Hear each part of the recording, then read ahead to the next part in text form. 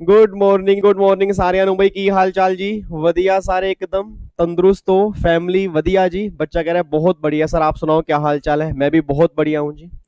आज तो group one के बच्चे इतने खुश हैं, क्या चक्कर है आज आपका? इतने खुश क्यों हो आप? बच्चा कह रहा है सर कल हमने आधा घंटा बात किया ना आपके साथ, हमें बहुत अच्छा लगा है। अब ये ग्रुप टू, ग्रुप थ्री और ग्रुप फोर वाले बच्चे भी नाराज ना हो सर। ठीक है, मैं भी आपके साथ बात करूंगा आराम से। मैंने कहा था कि कभी आधा घंटा निकालेंगे, और कल वो आधा घंटा ग्रुप वन वालों के साथ था। ठीक है, और कई बच्चे ग्रुप वन वाले, ऑब्वियसली बात है सारे बच्चे तो उस टाइम अवेलेबल नहीं थे। तो कई बच्चों ने मुझे पर्सनल मैसेज किया, सर 1000 से ऊपर मैसेज हैं, अब इतनी सारी डिस्कशन क्या हुई है हमें पता ही नहीं लग रहा, आप इन सब बच्चों को डांटो, इन सब बच्चों को डांटो जितने जिन्होंने इतने सारे मैसेज किए हैं। और मैं उन्हें क्या बताऊं कि अगर मैं उनको भी डांटूंगा तो मुझे भी डांटना पड़ेगा अपने आप को। अगर मैं उनको भी मारूंगा तो मुझे भी अपने आप को मारना पड़ेगा। है नालायक है। आधा घंटा तूने बात की है कल, क्योंकि मैं भी कल बीच में इन्वॉल्व था, क्योंकि कल मैंने ही कहा था कि आधा घंटा और बात करेंगे ग्रुप वन वालों के साथ, तो उसके अंदर मैं भी इन्वॉल्व था। फिर मैं भी पाप का भागीदार हूं, और कई बच्चों ने बोल दिया सर इन सबको ग्रुप से रिमूव ही कर दो। तो फिर तो मुझे भी रिमूव होना पड़ेगा नालायकों। क्योंकि ना कुछ बच्चों को प्रॉब्लम ये थी कि सर कुछ इंपॉर्टेंट मैसेज मिस ना हो गए हम। कोई इंपॉर्टेंट मैसेज आपका मिस नहीं हुआ, क्योंकि जब मैंने इंपॉर्टेंट मैसेज भेजा था मैंने प्राइवेसी चेंज कर दी थी। अगर आपको वो मैसेज चलो नहीं मिला तो मैं आपको बताता हूँ, वैसे मुझे अनाउंसमेंट करनी थी टेस्ट की। ठीक है जी, टेस्ट की मुझे अनाउंसमेंट करनी थी, क्योंकि ग्रुप वन वाले बच्चों को मैं कल कर चुका था। Group two, three and four के जो बच्चे हैं आज वो सारे बच्चे अनाउंसमेंट सुन लेंगे। और एक जीएसटी की बुक कब आएगी उसके अनाउंसमेंट भी आज मैं कर दूंगा। उसके बाद आज हमें एक नया चैप्टर स्टार्ट करना है, chapter number 9 taxation of firm का, उसको आज ही स्टार्ट करेंगे और आज ही वो हमारा चैप्टर कंप्लीट हो जाएगा।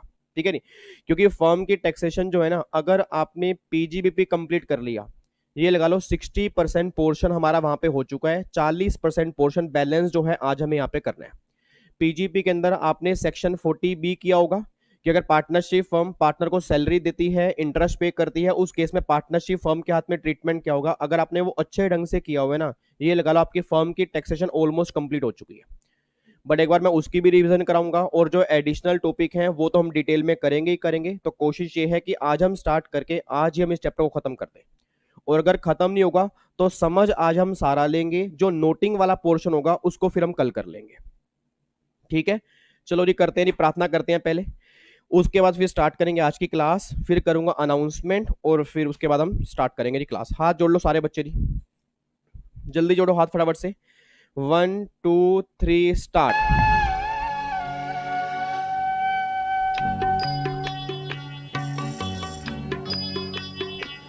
इतनी शक्ति हमें देना दाता, मन का विश्वास कमजोर होना। इतनी शक्ति हमें देना दाता, हर रोज शाम मन को घर का में दिया तो विश्वास माई तो कमजोर बचपन की होना। हम चले नेक रास्ते पे, हमसे भूल कर भी कोई भूल होना। इतनी शक्ति हमें देना दाता, मन का विश्वास कमजोर होना। हम चले नेक रास्ते पे, हमसे भूल कर भी कोई भूल होना। इतनी शक्ति हमें देना दाता, मन का विश्वास कमजोर होना।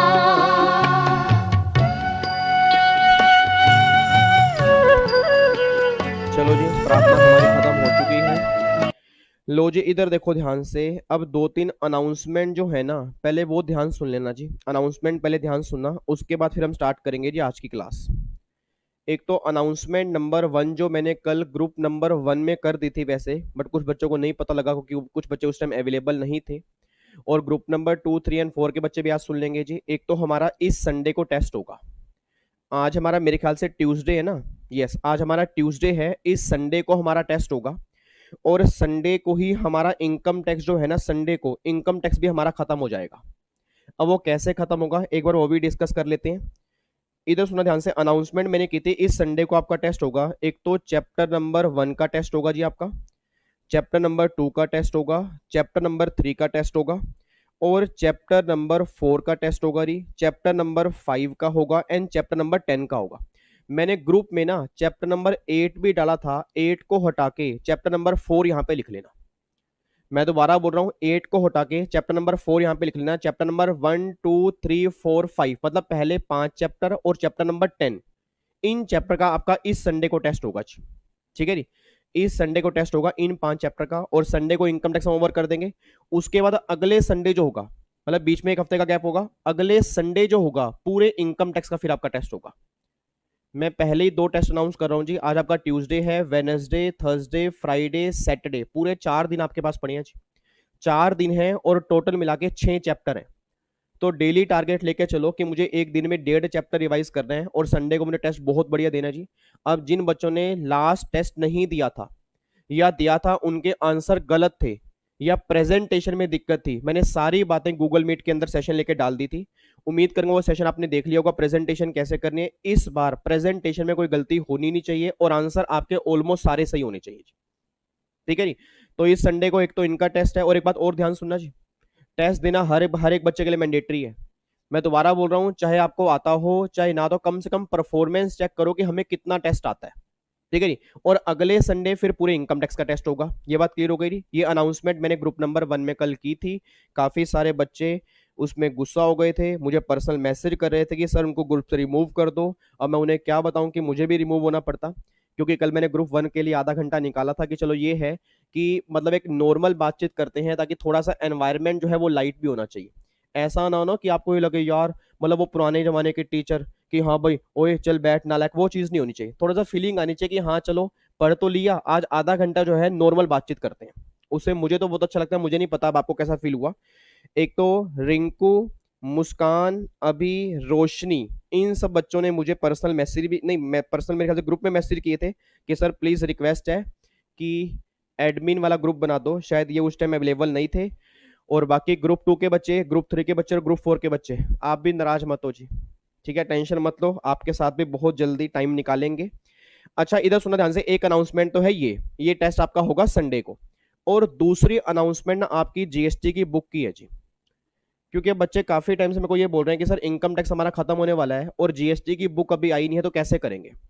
अब सर मे बी अगर आपको बताओ, पिछले 3 हफ्ते से, और ये चौथा हफ्ता चल रहा है कि दिल्ली में लॉकडाउन चल रहा है। इवन दिल्ली और यूपी दोनों में लॉकडाउन है, और सारी प्रिंटिंग प्रेस अभी बंद पड़ी है। और इस हफ्ते तो दिल्ली में मेट्रो ही उन्होंने बंद कर दिया, मतलब पूरा दिल्ली ऑलमोस्ट बंद पड़ा हुआ है। तो कोई प्रिंटिंग शॉप नहीं खुली, कोई प्रिंटिंग प्रेस नहीं खुली, उस चक्कर में मेरी बुक्स अभी प्रिंट नहीं हो पा रही।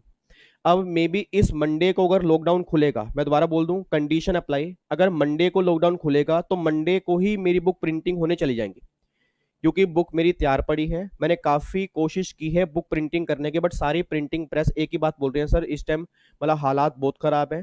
क्योंकि अगर हम शॉप खोलते हैं, पहली बात तो पुलिस वाले बाहर खड़े हैं, वो खोलने ही नहीं दे रहे, और दूसरी बात अगर हम खोलते हैं और अगर वहां पे पुलिस वाले आ गए तो पेनल्टी बहुत हैवी है। ठीक है जी। तो वो भी प्रिंटिंग प्रेस चल नहीं रही दिल्ली और यूपी दोनों के अंदर। तो जैसे ही मंडे को लॉकडाउन खुलेगा मेरी बुक प्रिंटिंग में चली जाएंगी। अप्रोक्सीमेट 6 से 7 दिन प्रिंटिंग में लगते हैं, क्योंकि काफी ज्यादा बुक्स होती हैं, उसको प्रिंट करने में, उसको बाइंडिंग करने में काफी टाइम लगता है। आप समझ सकते हो प्रोसेस कितना लंबा होता है। ऐसा नहीं है कि मुझे एक बुक प्रिंट निकाले तो फोटोकॉपी मैंने कर ली। ठीक है, अराउंड 1000 से ऊपर की बुक्स होती हैं, तो इसलिए उसमें टाइम लगता है। 7-8 दिन प्रिंटिंग में लगेंगे। उसके बाद जैसे ही बुक प्रिंट होके आएंगी डिस्पैच आपकी स्टार्ट हो जाएगी। अब सबसे बड़ा क्वेश्चन फिर बच्चे का आता है, सर फिर बिना बुक के हम करेंगे कैसे। तो आप टेंशन मत लो सर, पहले 4 से 5 चैप्टर के ना ओपन पीडीएफ जो है, मतलब आराम से आप डाउनलोड कर सकते हो। अगर आपके आसपास कोई प्रिंटर है उसको आप प्रिंट करवा सकते हो, नहीं तो बुक्स आपके पास आएगी। बट पहले 5 चैप्टर जो होंगे उसको ओपन पीडीएफ में आपको मेल कर दूंगा। मेल इन सेंस, या तो मैं व्हाट्सएप ग्रुप में डाल दूंगा, या आपकी जहां पे क्लासेस आती है ना उसी गूगल ड्राइव पे, मतलब वहीं ड्राइव पे एक फोल्डर बना दूंगा, चैप्टर 1 to 5 पीडीएफ, उसको आप वहां से डाउनलोड कर सकते हो जी। ठीक है जी। और पहले 15-16 लेक्चर जीएसटी के ना हमारे 4 से 5 लेक्चर ही चलेंगे। ठीक है, इतने में बुक्स आपके पास आ जाएंगी, तो बुक की आप टेंशन मत लो। ठीक है, तो उम्मीद करूंगा सबको क्लियर हो गया होगा बुक कब आएंगी। और आप समझ सकते हो सर प्रॉब्लम ऐसा तो है नहीं कि मेरे घर में, और नो डाउट मेरे घर में प्रिंटर पड़ा है, बट प्रिंटर के अंदर 1-2 बुक प्रिंट निकल सकती हैं, हजार बुक प्रिंट नहीं निकल सकती। ठीक है नी, तो वो प्रिंटिंग प्रेस से ही होंगी। प्रिंटिंग प्रेस अगर मंडे को, अगर लॉकडाउन खुल जाता है, अगर लॉकडाउन दोबारा एक्सटेंड हो गया, तो फिर वो ऑटोमेटिकली बुक आपकी एक्सटेंड हो जाएंगी। ठीक है, फिर टेंशन मत लेना, फिर मैं उतना आपको पीडीएफ फिर दूंगा। ठीक है, मतलब ऐसा नहीं होगा कि आपका लॉस हो जाएगा, आप उसकी टेंशन बिल्कुल मत लेना जी। ठीक है, और जैसे ही प्रिंटिंग प्रेस खुलेंगी, मेरी बुक बिल्कुल तैयार है, प्रिंटिंग में जाएंगी और तुरंत डिस्पैचिंग स्टार्ट हो जाएंगी, आप टेंशन मत लो जी। ठीक है, चलो जी। तो ये दो बातें मुझे बतानी थी, उम्मीद करूंगा ये बातें क्लियर हो चुकी होंगी। आपको कोई टेंशन तो नहीं है? एक बुक की टेंशन थी, वो मैंने क्लियर कर दी, और एक कल क्या बातचीत हमारी हुई थी मेन, वो थी टेस्ट की अनाउंसमेंट, वो मैंने आपको बता दी है। ठीक है जी, चलो इधर देखो ध्यान से, अब इधर सुनना प्लीज, बातचीत नीचे। अब सुनना ध्यान से जी। अच्छा, एक हमारा सिलेबस इस संडे को कैसे खत्म होगा? आज हमारा ट्यूसडे है, आज एक क्लास आएगी, वेनेसडे को एक क्लास आएगी, थर्सडे को एक क्लास आएगी, फ्राइडे को एक क्लास आएगी, सैटरडे और संडे को दो दो क्लास आएंगी। सैटरडे और संडे को दो दो क्लास आएंगी, इस बार संडे को भी क्लास आएगी जी। मतलब संडे को क्लास का मतलब मंडे को दो क्लास आएंगी, क्योंकि संडे स्टाफ नहीं होगा, बट मैं संडे को दो क्लास रिकॉर्ड कर दूंगा, और संडे को ही हमारी इनकम टैक्स की लास्ट क्लास होगी, वो मंडे को आपके पास आ जाएगी।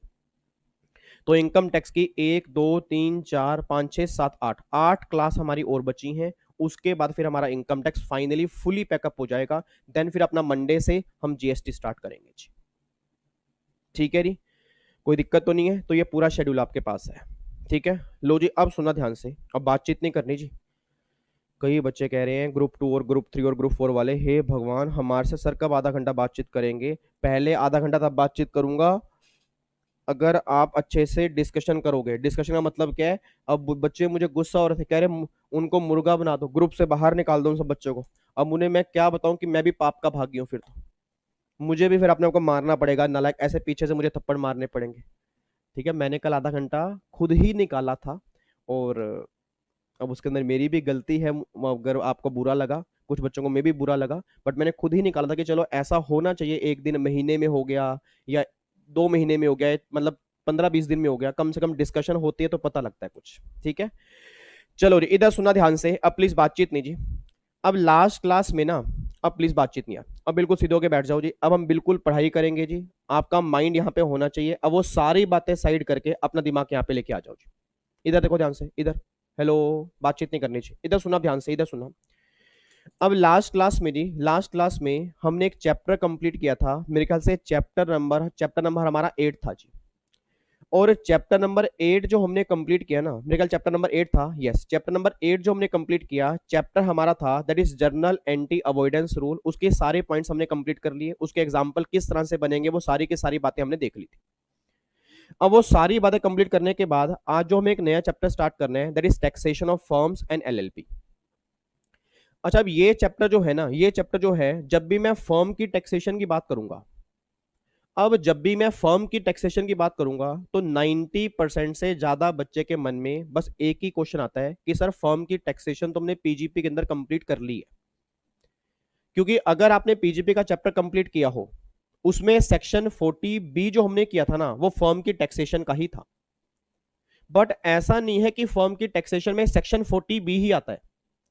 अब सेक्शन 40B को हम मेन क्यों मानते हैं? क्योंकि जो भी एग्जाम में प्रैक्टिकल क्वेश्चंस बनता है ना, वो सेक्शन 40B का ही बनता है। अब जब एग्जाम में प्रैक्टिकल क्वेश्चन बनेगा, 40B का ही बनेगा, तो नॉर्मली क्या निकलता है कि 40B ही सबसे मेन है। बट ऐसा नहीं है कि फर्म की टैक्सेशन में सेक्शन 40B ही आता है। सेक्शन 40B के अलावा और भी कई सारे सेक्शन हैं जो पार्टनरशिप फर्म की टैक्सेशन में आते हैं। उन पे हमारी नजर क्यों नहीं जाती? क्योंकि वो सारे सेक्शन या तो वो प्रोविजन बेस है या वो थियोरटिकल बेस है। मेन प्रैक्टिकल बेस एक तो सेक्शन 40B है, और एक आज हम और सेक्शन डिस्कस करेंगे, सेक्शन नंबर 78। ये दोनों प्रैक्टिकल सेक्शन है, बाकी सारे प्रोविजन बेस है। अब बच्चा कहता है सर वैसे फर्म की टैक्सेशन से रिलेटेड ऐसे कौन कौन से सेक्शन हैं जो हमें ध्यान में होनी चाहिए? एक तो सबसे पहला सेक्शन है सेक्शन नंबर 184, और एक सेक्शन आज हम और डिस्कस करेंगे सेक्शन नंबर 185। फिर एक सेक्शन आज हम और डिस्कस करेंगे सेक्शन नंबर 10(2)(a). एक सेक्शन आज हम और डिस्कस करेंगे सेक्शन नंबर 78। एक सेक्शन आज हम और डिस्कस करेंगे सेक्शन नंबर 40B। और कुछ सेक्शन आज हम और भी डिस्कस करेंगे, दैट इज सेक्शन नंबर 187, 188, 189, और एक सेक्शन आपका है जी 167C। ये सारे के सारे सेक्शन जो हैं ये फर्म और एलएलपी की टैक्सेशन के हैं। अब आपने मे बी एग्जीक्यूटिव में सेक्शन 40B तो पढ़ा होगा, बट उसके अलावा ना नॉर्मली आपने कोई सेक्शन अगर पढ़े होंगे तो ध्यान में नहीं होंगे या पढ़े ही नहीं होंगे आपने। ठीक है, मतलब सेक्शन 40B आपने जरूर पढ़ा होगा, उसको छोड़ के मे भी कोई सेक्शन आपने पढ़ा नहीं होगा। अब इधर सुना ध्यान से, इधर सुना ध्यान से।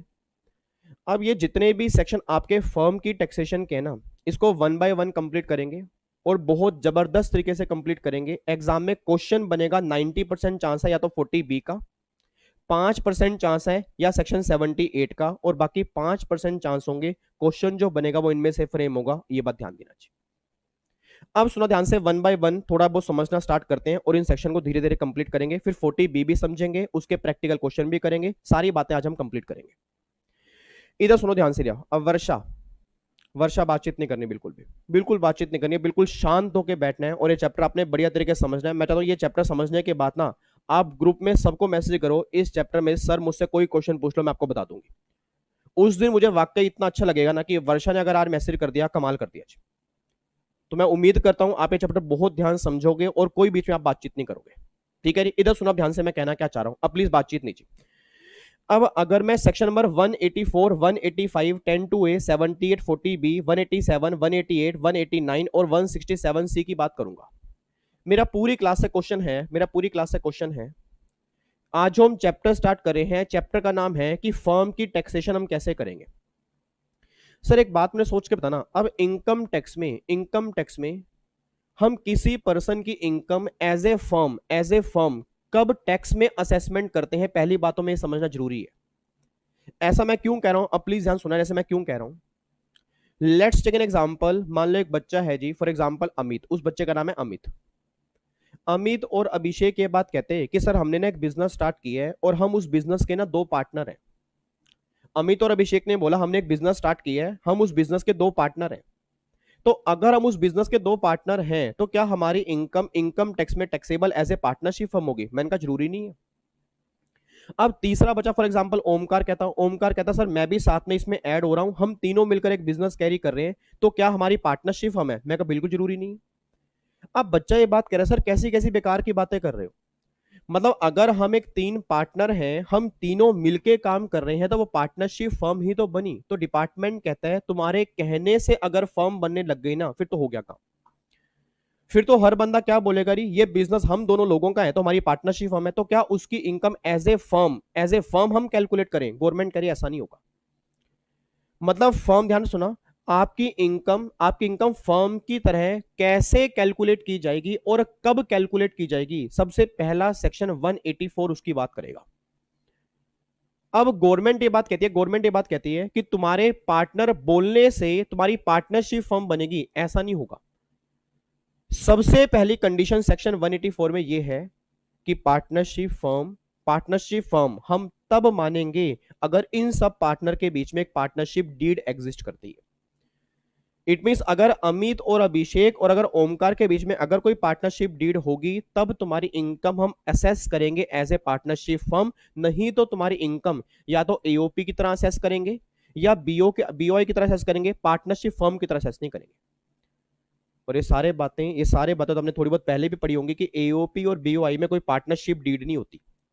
एओपी और बीओआई में कोई पार्टनरशिप डीड नहीं होती, बट पार्टनरशिप फर्म में पार्टनरशिप डीड होना बहुत जरूरी होता है।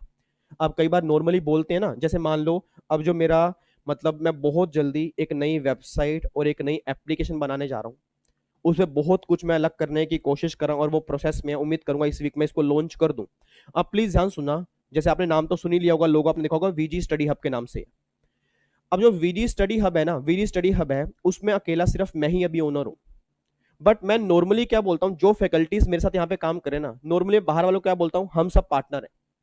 मैं बाहर वालों को ये शो कर रहा हूं कि हम सब पार्टनर हैं, बट एक्चुअल में ओनर मैं हूं।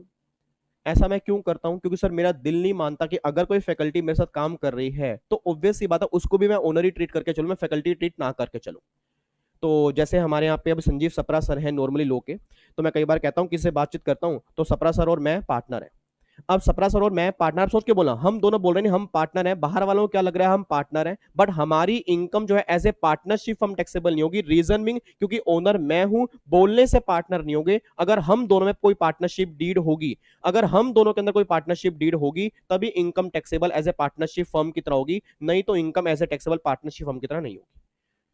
तो पहली बात तो ये समझ लो, नहीं पहली बात तो ये समझ लो, अगर कोई बोल रहा है कि हमारे बिजनेस के 2 पार्टनर हैं, 3 पार्टनर हैं, 4 पार्टनर हैं, उनके बोलने से उनको फर्म मत मान लेना। पहली कंडीशन पार्टनरशिप फर्म की डीड एग्जिस्ट होनी चाहिए।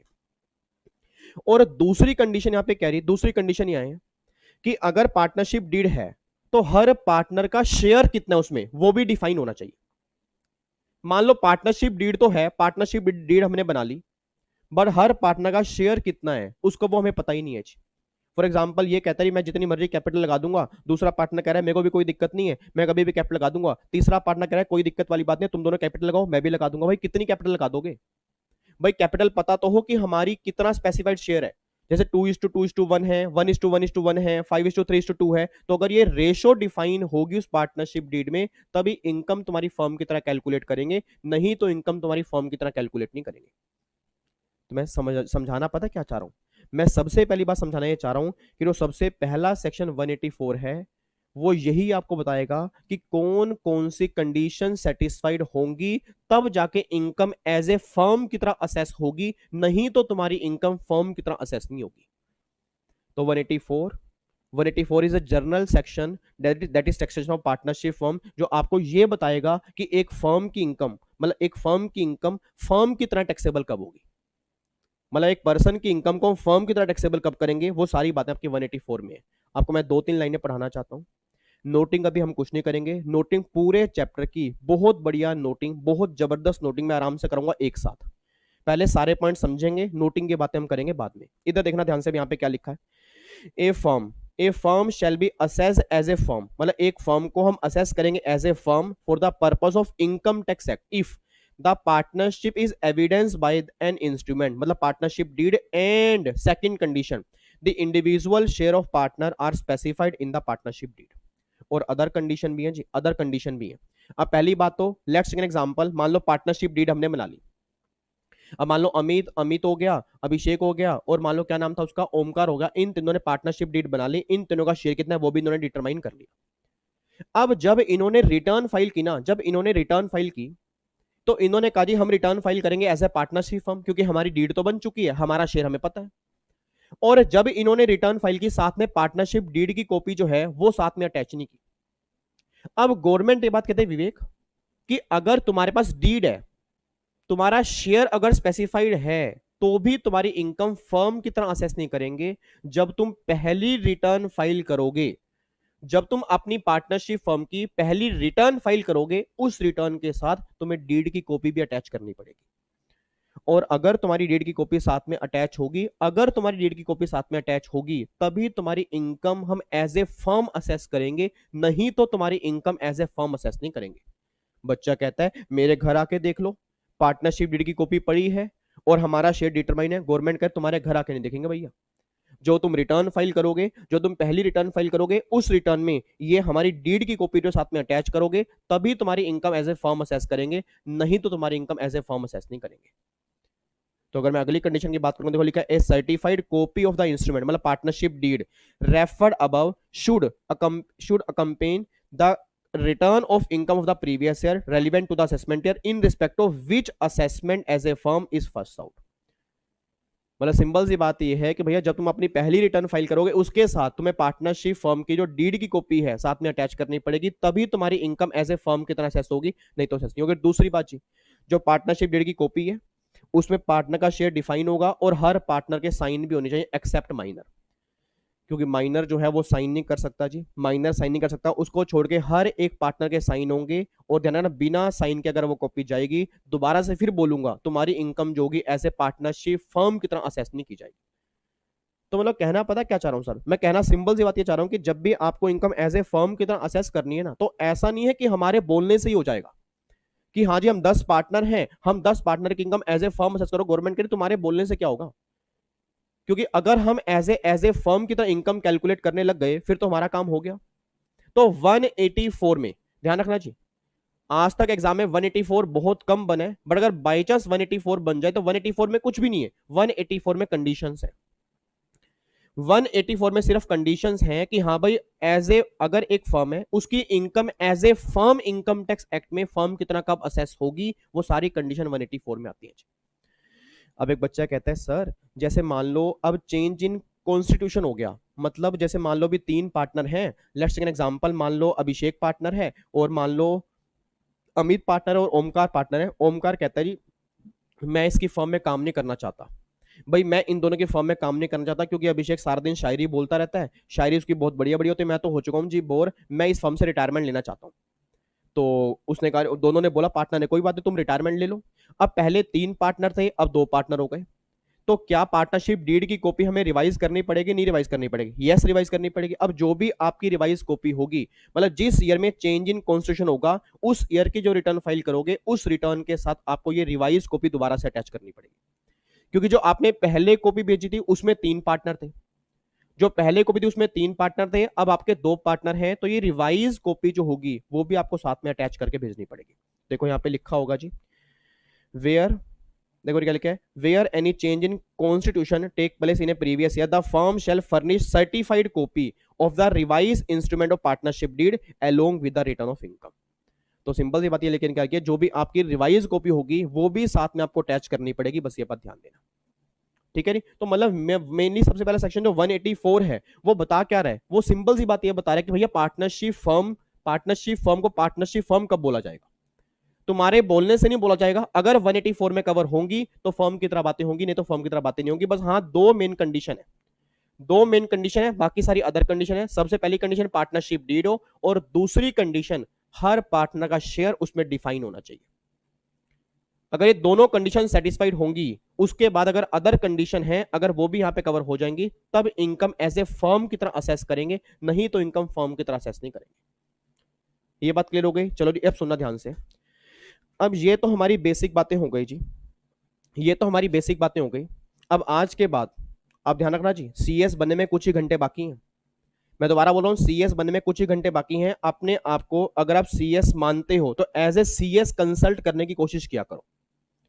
अब अगर लोगों ने आपको बोला जी हमने एक बिजनेस स्टार्ट किया और उसके 3 पार्टनर हैं, तो क्या आप ये बोल दोगे पार्टनरशिप हम की तरह एक्सेबल कर दोगे? एक ने बोला जी हमारे 5 पार्टनर हैं, तो क्या आप ये बोल दोगे इनकम फर्म की तरह एक्सेबल कर दो? आप क्या बोलोगे कि भैया अगर आपके 5 पार्टनर हैं तो इनकम फर्म की तरह तब असेस की जाएगी। पहली बात, आप पार्टनरशिप डीड बनाओ।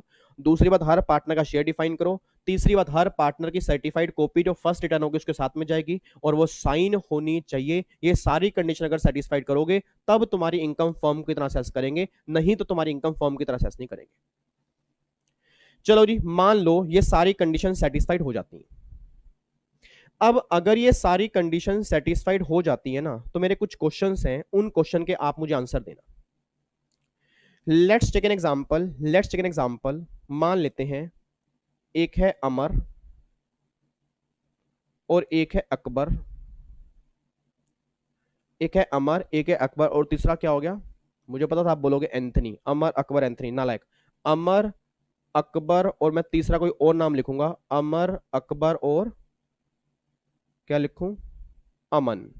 ये सर ये नाम अच्छा नहीं है, अमर अकबर अमन ना, अमर अकबर और अप्पू। अप्पू सही है नाम, बढ़िया नाम है अप्पू।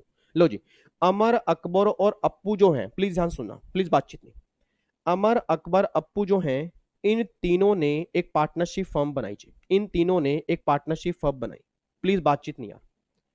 देखो अगर सिर्फ 1-1.5 घंटा आज मेरी बात सुन लोगे ना, आप कहोगे सर फर्म की टैक्सेशन में कुछ भी नहीं है, और आपके एग्जाम में 5 नंबर में क्वेश्चन बनता है जी, 5 नंबर में कंफर्म में क्वेश्चन बनेगा, और बिल्कुल गिरा हुआ बनेगा, और बनेगा 40B का, और बिल्कुल गिरा हुआ बनेगा। बट ये सारी बातें अगर समझ में आएंगी तो वो क्वेश्चन समझ में आएगा। इधर सुना ध्यान से, मैं कहना क्या चाह रहा हूं जी, अमर अकबर और अप्पू ये मान लो 3 पार्टनर हैं, इन तीनों पार्टनर की एक पार्टनरशिप फर्म है। अब अगर एक 3 पार्टनर की पार्टनरशिप फर्म है, मेरा पूरी क्लास से क्वेश्चन है, अब पार्टनरशिप फर्म से नॉर्मली पार्टनर को क्या क्या मिलता है? अगर मैं सिंपल से बात करूं, पार्टनरशिप फर्म से नॉर्मली पार्टनर क्या क्या लेता है जी? मान लेते हैं 3 केस बनाता हूं जी, 3 केस बनाता हूं। या तो पार्टनरशिप फर्म अपने पार्टनर को सैलरी, बोनस, कमीशन ये पे करती है, इसको हम नाम देते हैं कि मान लो पार्टनरशिप फर्म रेमुनरेशन जो है वो पे करती है अपने पार्टनर्स को। अब रेमुनरेशन में सैलरी इंक्लूड नहीं होती, रेमुनरेशन मींस जो सैलरी हेड में नॉर्मली पार्ट्स आते हैं, फॉर एग्जांपल सैलरी हो गया, बोनस हो गया, कमीशन हो गया, वो यहां पे कवर हो गए। तो पार्टनरशिप फर्म अपने पार्टनर को रेमुनरेशन पे कर रही है। या पार्टनरशिप फर्म अपने पार्टनर को क्या पे करेगी, उनकी कैपिटल पे क्या पे करेगी जी, इंटरेस्ट पे करेगी। या पार्टनरशिप फर्म जो प्रॉफिट होगा उसको डिवाइड करेगी, मतलब प्रॉफिट में शेयर देगी। ये होगी जी, प्रॉफिट में शेयर जो होगा वो डिस्ट्रीब्यूट करेगी। मेरा पूरी क्लास से क्वेश्चन है, पार्टनरशिप फर्म ने अमर, अकबर और अप्पू को, ध्यान सुनना, मान लो पार्टनरशिप फर्म ने अमर, अकबर, अप्पू को एक तो ये रेमुनरेशन पे की, एक इंटरेस्ट पे किया और एक पार्टनरशिप फर्म ने अपने प्रॉफिट का हिस्सा दिया। सोच समझ के बोला। अगर पार्टनरशिप फर्म ने, हाँ जी, अगर ये तीनों सम पे की हैं अपने पार्टनर को, तो पैसा देने वाले के हाथ में क्या होता है जी, खर्चा होता है, और पैसा लेने वाले के हाथ में क्या होता है, इनकम होता है। ये बात तो क्लियर हो गई। मतलब अगर पार्टनरशिप फर्म अपने पार्टनर को सैलरी पे करेगा तो पार्टनरशिप फर्म के हाथ में खर्चा है और पार्टनर के हाथ में इनकम है। अगर पार्टनरशिप फर्म अपने पार्टनर को इंटरेस्ट पे करेगी तो फर्म के हाथ में खर्चा है, पार्टनर के हाथ में इनकम है। बट अगर पार्टनरशिप फर्म अपने पार्टनर को प्रॉफिट का हिस्सा शेयर करेंगे तो उसको खर्चा नहीं बोलूंगा, इसको बोलते हैं अपोर्शनमेंट, इसको बोलते हैं एप्रोप्रिएशन। ठीक है, इसको बोलते हैं पोर्शनमेंट ऑफ प्रॉफिट या एप्रोप्रिएशन ऑफ प्रॉफिट, इसको हम ये बोल के चलते हैं। अब सोच समझ के बोला नहीं, सोच समझ के बोला। सबसे पहले बात करते हैं प्रॉफिट की, बात करते नहीं, प्रॉफिट की बात करते हैं। क्या आप में से कोई बच्चा ये बताएगा, जब पार्टनरशिप फर्म अपने पार्टनर को प्रॉफिट पे करती होगी तो क्या वो विदाउट टैक्स प्रॉफिट पे करती होगी या टैक्स माइनस करने के बाद प्रॉफिट पे करती होगी?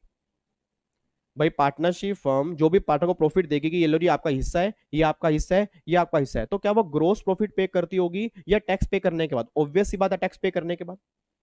भाई नेट प्रॉफिट तो, जो एक्चुअल प्रॉफिट है वो तो तभी निकल के आएगा ना कि हाँ भाई हमने सारा कुछ पे कर दिया, उसके बाद ये प्रॉफिट बचा, अब ये तुम्हारा हिस्सा है। अब सबसे मेन मुद्दा क्या निकल के आ रही, सबसे मेन मुद्दा आपका ये निकल के आ रहा है कि मान लो मैंने क्या किया, पार्टनरशिप फर्म ने क्या किया, टैक्स पे कर दिया, उसके बाद जो प्रॉफिट है आपने पार्टनर्स को डिवाइड कर दिया। और सोच समझ के बोलना, मान लो 500 रुपए का प्रॉफिट था, उसमें 200 रुपए का टैक्स था टोटल, और यहां पे 300 रुपए का प्रॉफिट बचा जी। अब जब ये 300 रुपए का प्रॉफिट इन तीनों पार्टनर को दिया, मान लो 100 रुपए दिया, मान लो 100 रुपए दिया और मान लो 100 रुपए दिया। मेरा पूरी क्लास से क्वेश्चन है, क्या ये 100 रुपए का प्रॉफिट, अब ये पार्टनर के हाथ में टैक्सेबल होगा या नहीं होगा? सर क्या ये 100 रुपए का प्रॉफिट पार्टनर के हाथ में टैक्सेबल होगा, नहीं होगा? वर्षा कह रही है टैक्सेबल होगा जी, रिंकू कह रही है टैक्सेबल होगा जी, मनीष कह रहे टैक्सेबल होगा, मुस्कान कह रही है टैक्सेबल होगा। मेरा पूरी क्लास से क्वेश्चन है, अगर आप इसको टैक्सेबल कर दोगे तो सर बहुत बड़ी हार्डशिप आपने कर दी। नंदनी, हाँ जी नंदनी, आप मुझे बताओ क्या ये प्रॉफिट टैक्सेबल होगा या एग्जम्प्ट होगा? एग्जम्प्ट होगा सर। रीजन क्या है? क्योंकि जब पार्टनरशिप फर्म ऑलरेडी इस पे टैक्स पे कर चुकी है तो पार्टनर के हाथ में दोबारा टैक्सेबल क्यों करोगे? बच्चे कहते हैं हाँ हाँ हाँ सर, याद आ गया। एग्जीक्यूटिव में एक सेक्शन हमने किया था, सेक्शन 10(2)(a कि पार्टनरशिप फर्म अगर प्रॉफिट का शेयर पार्टनर को देती है तो पार्टनर के हाथ में एग्जम्प्ट होता है। मैं अब उसी की बात कर रहा हूं। मैंने कहा था ना सर, टेंशन मत लेना, वन बाय वन एक एक सेक्शन क्रिस्टल क्लियर करके चलेंगे। तो मेनली पहले हमने 184 देखा, वो तो बिल्कुल नॉर्मल सेक्शन था। अब यहां पे अगला सेक्शन है 10(2)(a।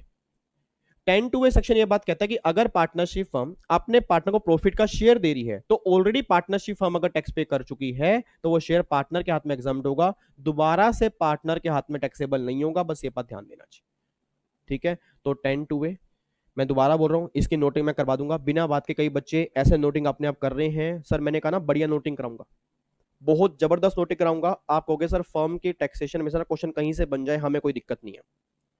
तो पहले बस हमारा मेन काम क्या है, प्रोविजन समझो, अपने दिमाग में डालो कि इस चैप्टर में है क्या, ठीक है जी? तो सेकंड कॉन्सेप्ट हमारा खत्म हो गया, फर्स्ट कॉन्सेप्ट 184, सेकंड कॉन्सेप्ट हमारा ये खत्म हो गया कि अगर पार्टनरशिप हम अपने पार्टनर को प्रॉफिट का हिस्सा दे रही है टैक्स पे करने के बाद तो पार्टनर के हाथ में 10(2)(a में एग्जम्प्ट है। रीजन बिंग क्योंकि फर्म उस पर टैक्स पे कर चुकी है। ये बात तो क्लियर हो गई जी? तो चलो ये हमारा 10(2)(a जो है ये तो खत्म हो गया। अच्छा अब इसमें से ऐसा करते हैं, अब ये प्रॉफिट वाला हिस्सा तो एक बार बाहर निकाल देते हैं। अब मैं मान लेता हूं जी एक पार्टनरशिप फर्म है, वही वाली।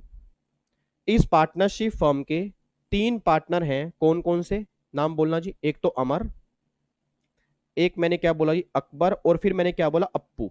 ये 3 पार्टनर है इस पार्टनरशिप फर्म के। इनको तो प्रॉफिट का शेयर मिलेगा, वो तो मैंने क्या बोल दिया, इनके हाथ में एग्जाम्प्ट होगा। रीजन बिंग क्योंकि पार्टनरशिप हम टैक्स पे कर चुके हैं। ये बात तो हमारा मुद्दा क्लियर हो गया। अगला मेरा कॉन्सेप्ट आता है, अगला मेरा कॉन्सेप्ट आता है कि पार्टनरशिप फर्म ने इन तीनों को सैलरी पे की और पार्टनरशिप फर्म ने इन तीनों को इंटरेस्ट पे किया। हेलो, मेरी बात समझ में आ रही है आपको? पार्टनरशिप फर्म ने इन तीनों को सैलरी पे की और पार्टनरशिप फर्म ने इन तीनों को इंटरेस्ट पे किया। मेरा पूरी क्लास से क्वेश्चन है, अगर फर्म इनको सैलरी पे करेगी या फर्म इनको इंटरेस्ट पे करेगी तो फर्म के हाथ में क्या है? सर जल्दी कोशिश करो बोलने की। फर्म के हाथ में क्या है? क्या फर्म के हाथ में इनकम है, खर्चा है? ऑब्वियस बात है, फर्म के हाथ में एक्सपेंडिचर है, मतलब इसके हाथ में एक्सपेंडिचर है और इन दोनों के हाथ में इनकम है, इन दोनों के हाथ में इनकम है। मेरा पूरी क्लास से क्वेश्चन आ रहा है, मेरा पूरी क्लास से क्वेश्चन आ रहा है कि अगर पार्टनरशिप फर्म ने इनको सैलरी पे की, इनको इंटरेस्ट पे किया, इनके हाथ में इनकम है, ये क्लियर कर दो, ये इनकम किस हेड में टैक्सेबल होगी जी? ये इनकम किस हेड में टैक्सेबल होगी? अभी सब दूध का दूध और पानी का पानी हो जाएगा। किन किन बच्चों ने पीजीपी किया है? सर अगर पार्टनरशिप हमने पार्टनर को सैलरी पे की है तो क्या ये सैलरी सोच के बोलना, क्या ये सैलरी पीजीपी के अंदर टैक्सेबल होगी? क्या ये सैलरी अदर सोर्स में टैक्सेबल होगी? क्या ये सैलरी कैपिटल गेन में टैक्सेबल होगी? क्या ये सैलरी हेड में टैक्सेबल होगी? अरे जो ये कह रहे हैं ये सैलरी अगर पार्टनर को मिलेगी, ये सैलरी हेड में टैक्सेबल होगी। प्लीज एंड सैलरी हेड में टैक्सेबल होगी। कई बच्चे हैं और जो कह रहे हैं सैलरी टैक्सेबल होगी पीजीपी के अंदर। यहां पर भी कई बच्चे हैं और कई बच्चे आराम से बैठे हैं। कई बच्चों को इस दुनिया से कोई लेने देना ही नहीं है, वो तो बस क्लास चला के बैठ जाते हैं, कहते हैं सर क्या करें सर, अब 2 घंटे मजबूरी है, क्लास सुननी पड़ती है, नहीं तो हम तो क्लास बिना सुने से ही बताऊं, ये तो पता नहीं ढूंढ रहे हैं किसने कहा था सीएस कर, एक बार अगर वो मिल गया ना उसको हम नहीं छोड़ेंगे। मेरे नालायक बच्चों, अगर वो मिले या ना मिले, कम से कम सीएस तो करनी है, डिग्री तो लेनी है। तो मेरा क्वेश्चन बस ये है कि अगर पार्टनरशिप ने पार्टनर को सैलरी दी है, तुक्का ही मार दो यार, तुक्का ही मार दो किस साइड में टैक्सेबल होनी चाहिए। आपका माइंड ये बात कह रहा होगा, सर सैलरी हेड में। रीजन बिंग क्योंकि सैलरी में इनकम कौन सी होती है? सैलरी की तो होती है। बट याद करो मैंने कहा था सैलरी हेड में वही इनकम टैक्सेबल होती है। याद करो सैलरी हेड अगर आपने देख लिया कि दो लोगों के बीच में एम्प्लॉयर और एम्प्लॉय का अगर रिलेशन एग्जिस्ट करता है तो क्या ये पार्टनरशिप फर्म के एम्प्लॉय है?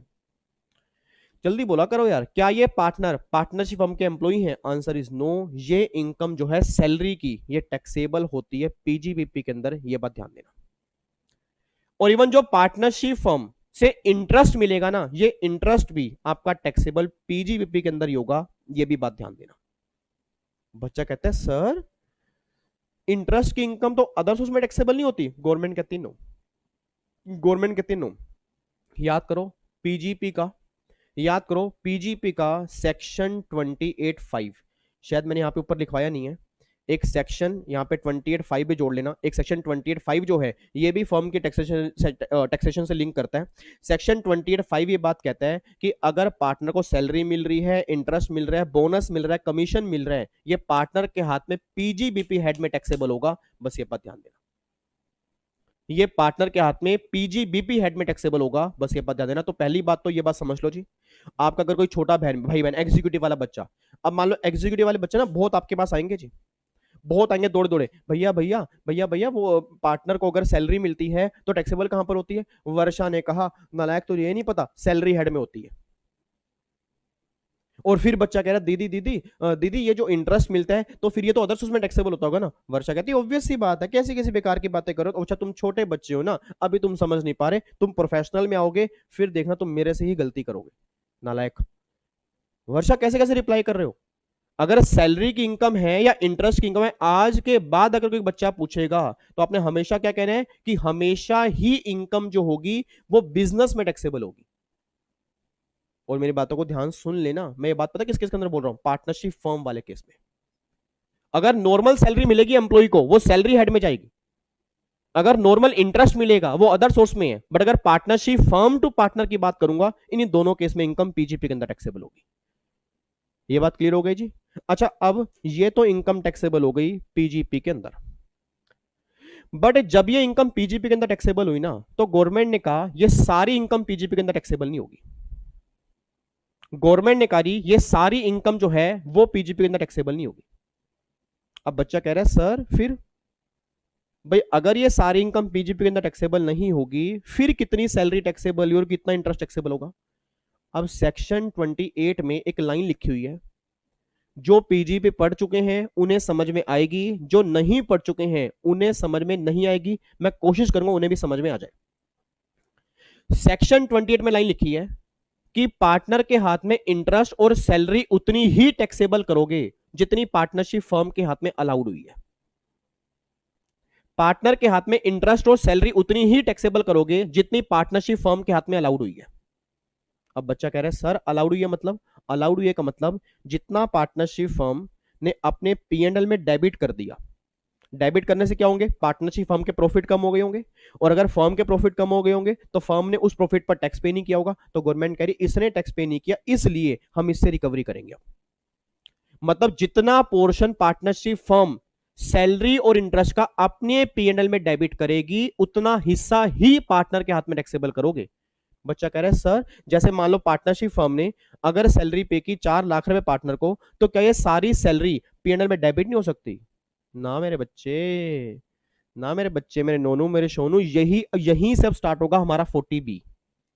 यहीं से पिक्चर में आएगा कि अगर पार्टनरशिप फर्म पार्टनर को सैलरी पे कर रही है या इंटरेस्ट पे कर रही है तो कितनी डिडक्शन मिलेगी। यही सारी बातें तो 40B के अंदर पढ़नी है, यही 40B के अंदर पढ़नी है। और 40B है क्या? और मान लो 40B में अभी हमने पढ़ा नहीं है, मतलब पीजीपी के अंदर आपने पढ़ लिया, अभी हमने यहां नहीं पढ़ा। मान लो 40B के अंदर लिमिट आपके 3 लाख रुपए आ गई, मतलब अगर सैलरी दी है 4 लाख रुपए तो गवर्नमेंट कह रही है डेबिट कर सकते हो 3 लाख रुपए। अब सोच के बोलना, अगर 3 लाख रुपए डेबिट किए, 1 लाख रुपए फॉर्म ने डेबिट नहीं किए, तो इट मीन 1 लाख रुपए उसकी इनकम बढ़ चुकी है, 1 लाख पर फॉर्म टैक्स पे कर चुकी है, और अगर 1 लाख पर फॉर्म टैक्स पे कर चुकी है तो पार्टनर क्यों टैक्स पे करेगा? अच्छा, मतलब सर डबल टैक्स ना हो जाए? Answer is yes. तो रटने वाला बच्चा, अब उसकी बारी आ चुकी है। रटने वाला बच्चा एक बात ध्यान दे जी, अब बारी है रटने वाले बच्चे की। रटने वाला बच्चा एक बात ध्यान दे, जितना फर्म के हाथ में अलाउड होगा उतना पार्टनर के हाथ में टैक्सेबल होगा। मैं दोबारा बोल रहा हूं, जितना फर्म के हाथ में अलाउड होगा उतना पार्टनर के हाथ में टैक्सेबल होगा, जितना फर्म के हाथ में टैक्सेबल होगा उतना पार्टनर के हाथ में एग्जम्प्ट होगा। बस ये बात ध्यान देना। तो सिंपल सी बात ये ध्यान दो कि 28 पीजीपी हेड में साफ साफ ये लो में लिखा हुआ है कि वही पार्टनर के हाथ में टैक्सेबल करोगे जो फर्म के हाथ में अलाउड हो चुका है। अब फर्म के हाथ में कितना अलाउड होगा वो सारी बातें अब धीरे धीरे हमें देखनी स्टार्ट करनी है। ठीक है, तो एक बार चेक करो, आपको मैं सीरीज दिखा दूं। 184 ये हमने थोड़ा पढ़ लिया जी। 10(2)(a) प्रॉफिट शेयर एग्जम्प्ट है। उसके बाद जी 28(5) ये पार्टनर के हाथ में टैक्सेबल है। अब जो मैं करवाने जा रहा हूं अगला सेक्शन है, that is section number 40B। अब ये सेक्शन 40B जो है ना, ये वैसे आपने पीजीपी के अंदर कर लिया, बट फिर भी मैं ये मान के चलूंगा कि आपने 40B पीजीपी के अंदर पढ़ा है, बट सही ढंग से नहीं पढ़ा या पढ़ा ही नहीं है। मैं फिर भी लेके चलूंगा 0 लेवल से, क्योंकि मैं नहीं चाहता सिंगल बच्चे के माइंड में भी 40B में कोई डाउट आए।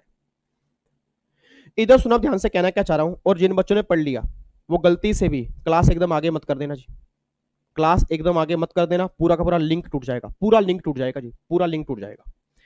इधर सुना मैं ध्यान से, कहना क्या चाह रहा हूं जी। अब मैं वापिस आ रहा हूं इस केस में। अब मेरा एक बात सोच के बताओ जी, पार्टनरशिप फर्म ने अमर अकबर अप्पू को सैलरी पे की, अमर अकबर अप्पू को इंटरेस्ट पे किया। अब अगर पार्टनरशिप फर्म ने इनको सैलरी पे की, सोच के बोलना, सोच के बोलना, क्या सारी की सारी सैलरी, क्या सारी की सारी सैलरी, चलो मैं ऐसा करता हूं, सिंपल सा एग्जांपल लेता हूं। मान लेते हैं एक पार्टनरशिप फर्म आपके सामने, इसके 3 पार्टनर हैं, अमर, अकबर और अप्पू। अब ये अप्पू जो पार्टनर है ना, ये अप्पू जो पार्टनर है ये नालायक पार्टनर है। इसको मान लो ये मैं हूं, क्योंकि मैं नालायक ही हूं। मान लो ये पार्टनर मैं हूं और मैं हूं नालायक पार्टनर। नालायक पार्टनर मींस क्या होता है? मैं नॉन वर्किंग पार्टनर हूं, मैं स्लीपिंग पार्टनर हूं। मतलब मैं इस पार्टनरशिप फर्म में एक्टिवली इन्वॉल्व नहीं हूं, मैं कोई इतना काम नहीं करता, पार्टनर हूं बट एक्टिवली इन्वॉल्व नहीं हूं। और जो अमर और अकबर है वो एक्टिवली इन्वॉल्व है। तो सर जब मैं अपनी पार्टनरशिप फर्म के लिए काम ही नहीं करता, मैं नालायक पार्टनर हूं, मैं स्लीपिंग पार्टनर हूं, क्या मुझे पार्टनरशिप फर्म से सैलरी लेनी बनती है? सोच के बोलना, क्या सैलरी लेनी बनती है? मतलब ही नहीं होता। सर ऐसा अगर होने लग जाए कि जिस कंपनी के अंदर मैं काम ही ना करूं, आराम से वहां पर बैठा रहूं, और अगर मुझे सैलरी मिले, इससे बढ़िया और क्या बात होगी। इट मींस अगर मैं नॉन वर्किंग पार्टनर हूं, मेरी सैलरी लेनी नहीं बनती, मेरा बोनस लेना नहीं बनता, मेरा कमीशन लेना नहीं बनता। बट अगर वही अमर अकबर की बात करूंगा, वो पार्टनरशिप फर्म में एक्टिवली इन्वॉल्व है, सारे क्लाइंट वही संभालते हैं, सब कुछ वही देखते हैं, उनको सैलरी लेनी बनती है, उनको बोनस लेना बनता है, उनको कमीशन लेना बनता है। बट पार्टनरशिप फर्म ने क्या सोचा, ऐसा करते हैं तीनों पार्टनर को सैलरी दिखा देते हैं, भाई तीनों पार्टनर को सैलरी दिखा देते हैं। अब जब सेक्शन 40B पिक्चर में नहीं था, जब सेक्शन 40B पिक्चर में नहीं था, तो पार्टनरशिप फर्म क्या करती थी, 30% टैक्स बचाने के लिए क्या करती थी, पार्टनर को सैलरी डिस्ट्रीब्यूट करती थी। क्योंकि जब पार्टनर के हाथ में सैलरी जाएगी तो सिंपल सी बात है, यहां पे हो गई अलाउड, यहां पे हो गई अलाउड, पार्टनर के हाथ में टैक्सेबल, पार्टनर के हाथ में स्लैब रेट है, सबके हाथ में 5-5 लाख रुपए की इनकम एग्जम्प्ट है, तो एक तरह से 15 लाख रुपए की इनकम एग्जम्प्ट हो गई। अब 5 लाख की सैलरी वर्किंग पार्टनर को, 5 लाख की सैलरी नॉन वर्किंग को, 5 लाख की सैलरी अगले वर्किंग पार्टनर को, ऐसे सैलरी देती। अब गवर्नमेंट को तब धक्का लगा, गवर्नमेंट ने कहा भाई साहब पार्टनरशिप फर्म कर क्या रही है, ये पार्टनरशिप फर्म कर क्या रही है, मतलब एक नॉन वर्किंग पार्टनर को, जो नालायक पार्टनर है उसको सैलरी पे कर रही है, और चलो सैलरी तो पे की ही की, और दूसरा वो डिडक्शन क्लेम कर रही है। अगर ऐसे होने लगा फिर तो हर पार्टनरशिप फर्म क्या करेगी, जितनी मर्जी सैलरी बांटेगी, किसी पार्टनर को सैलरी बांटेगी, डिडक्शन क्लेम कर लेगी, वो स्लैब रेट यूज कर लेंगे, हम तो बर्बाद हो जाएंगे। गवर्नमेंट ने सबसे पहले इनकम टैक्स के चैप्टर में पीजीपी के अंदर एक सेक्शन इंसर्ट किया 40B, और 40B सेक्शन में पहली बात तो ये लिखी थी कि जो ये सोया हुआ पार्टनर है, जो ये नालायक पार्टनर है, नॉन वर्किंग पार्टनर है, नाकारा पार्टनर है, इस पार्टनर को अगर सैलरी बोनस कमीशन कुछ भी दिया जाएगा, फर्म के हाथ में अलाउड नहीं होगा, फर्म के हाथ में सिंगल पैसा भी अलाउड नहीं होगा अगर ये पैसा सोए हुए पार्टनर को दिया गया। लॉजिक समझना सर, मैं दोबारा बोल रहा हूं, रटने की बातें तो बहुत मिलेंगी, समझने की बातें अगर चलोगे तो आपको लाइफ टाइम ध्यान रहेंगी, और ये लॉजिकली है सर, रटना थोड़ा है। कई बच्चे रट लेते हैं, अच्छा वर्किंग पार्टनर वाले केस में डिडक्शन है, नॉन वर्किंग वाले केस में नहीं है, थोड़ा सोचो तो सही ऐसा क्यों है। जो पार्टनर ही सोया हुआ है, जो नालायक है, जो प्रैक्टिकली इन्वॉल्व ही नहीं है, जो काम ही नहीं कुछ करता, उसको सैलरी क्यों दी जाए जी, और अगर दी जाए तो सैलरी दो भैया, तुम्हारा पार्टनर है सैलरी दो, बट हम तुम्हें अलाउड नहीं करेंगे, बात खत्म, हम सारी सैलरी तुम्हारे हाथ में डिसअलाउड करेंगे, बात खत्म। बच्चा कहता है फिर तो पार्टनर के हाथ में तो एग्जम्प्ट हो गई ना, सर पार्टनर के हाथ में एग्जम्प्ट हो भी गई तो क्या हो गया, फर्म के हाथ में टैक्स रेट 30% है, पता ना, फर्म के हाथ में 30% है, तो भैया 30% टैक्स ज्यादा पार्टनर के हाथ में क्या लगेगा। तो गवर्नमेंट ने कहा फर्म तेरे हाथ में सैलरी डिसअलाउड है, चलो जी, फर्म ने कहा कोई दिक्कत नहीं, अगर नॉन वर्किंग वाली डिसअलाउड है, इसका हिस्सा भी हम वर्किंग पार्टनर को दे देते हैं। उन्होंने क्या किया, वर्किंग पार्टनर को भर भर के सैलरी देनी अलाउड कर दी, मतलब भर भर के सैलरी देनी स्टार्ट कर दी, और इतनी सैलरी देनी स्टार्ट की, सारा अलाउड किया, पार्टनर के हाथ में टैक्सेबल, उन्होंने स्लैब रेट यूज किया, स्लैब रेट यूज करके टैक्स कम किया, गवर्नमेंट करिए यार ये तो अलग कलेश हो गया। कि पहले क्या प्रॉब्लम थी, नॉन वर्किंग को दे रहे थे, वो हमने डिसअलाउड किया, अब वर्किंग पार्टनर की सैलरी बढ़ा दी। अब गवर्नमेंट ने कहा हेलो पार्टनरशिप फर्म इधर आओ, गवर्नमेंट बुला रही है पार्टनरशिप फर्म को, पार्टनरशिप फर्म इधर आओ, ये क्या चल रहा है, ये क्या चल रहा है, इतनी इतनी सारी सैलरी वर्किंग पार्टनर को दे रहे हो और सारी डिडक्शन क्लेम करो, चल क्या रहा है। तो पार्टनरशिप फर्म ने गवर्नमेंट से बोला क्या चल रहा है, क्या चल रहा है सर, जो वो ये तो वही चल रहा है जो आपने कहा है, भाई वर्किंग पार्टनर को सैलरी दो, हम तो वर्किंग पार्टनर को दे रहे हैं जी, वो तो हमारी कंपनी मतलब हमारी फर्म के लिए काम करता है, पूरा एक्टिवली इन्वॉल्व है, सारे क्लाइंट वही संभालता है, उसका सैलरी लेना तो बनता है ना। तो गवर्नमेंट ने कहा भैया सैलरी लेना बनता है, बट ये थोड़ा मतलब है कितनी भी सैलरी पे कर दोगे। तो पार्टनरशिप फर्म ने बोला जी हमारी मर्जी, हम अपने पार्टनर को कितनी ही सैलरी पे करें। तो गवर्नमेंट ने कहा अच्छा तुम्हारी मर्जी, फिर अब सुनो हमारी बात। अब गवर्नमेंट ये बात कहना चाह रही है कि पार्टनरशिप फर्म हमारी बला से वर्किंग पार्टनर को कितनी ही सैलरी पे करे,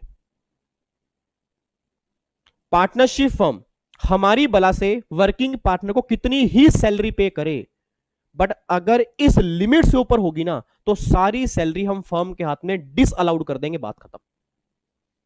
मतलब सोच समझ के बोला, मतलब क्या गवर्नमेंट ये बात कहना चाह रही है कि फर्म इतनी सैलरी ही दे सकती है, ना ना ना ना ना ना ना ना ना ना, ये नहीं कहना चाह रही मेरे बच्चों।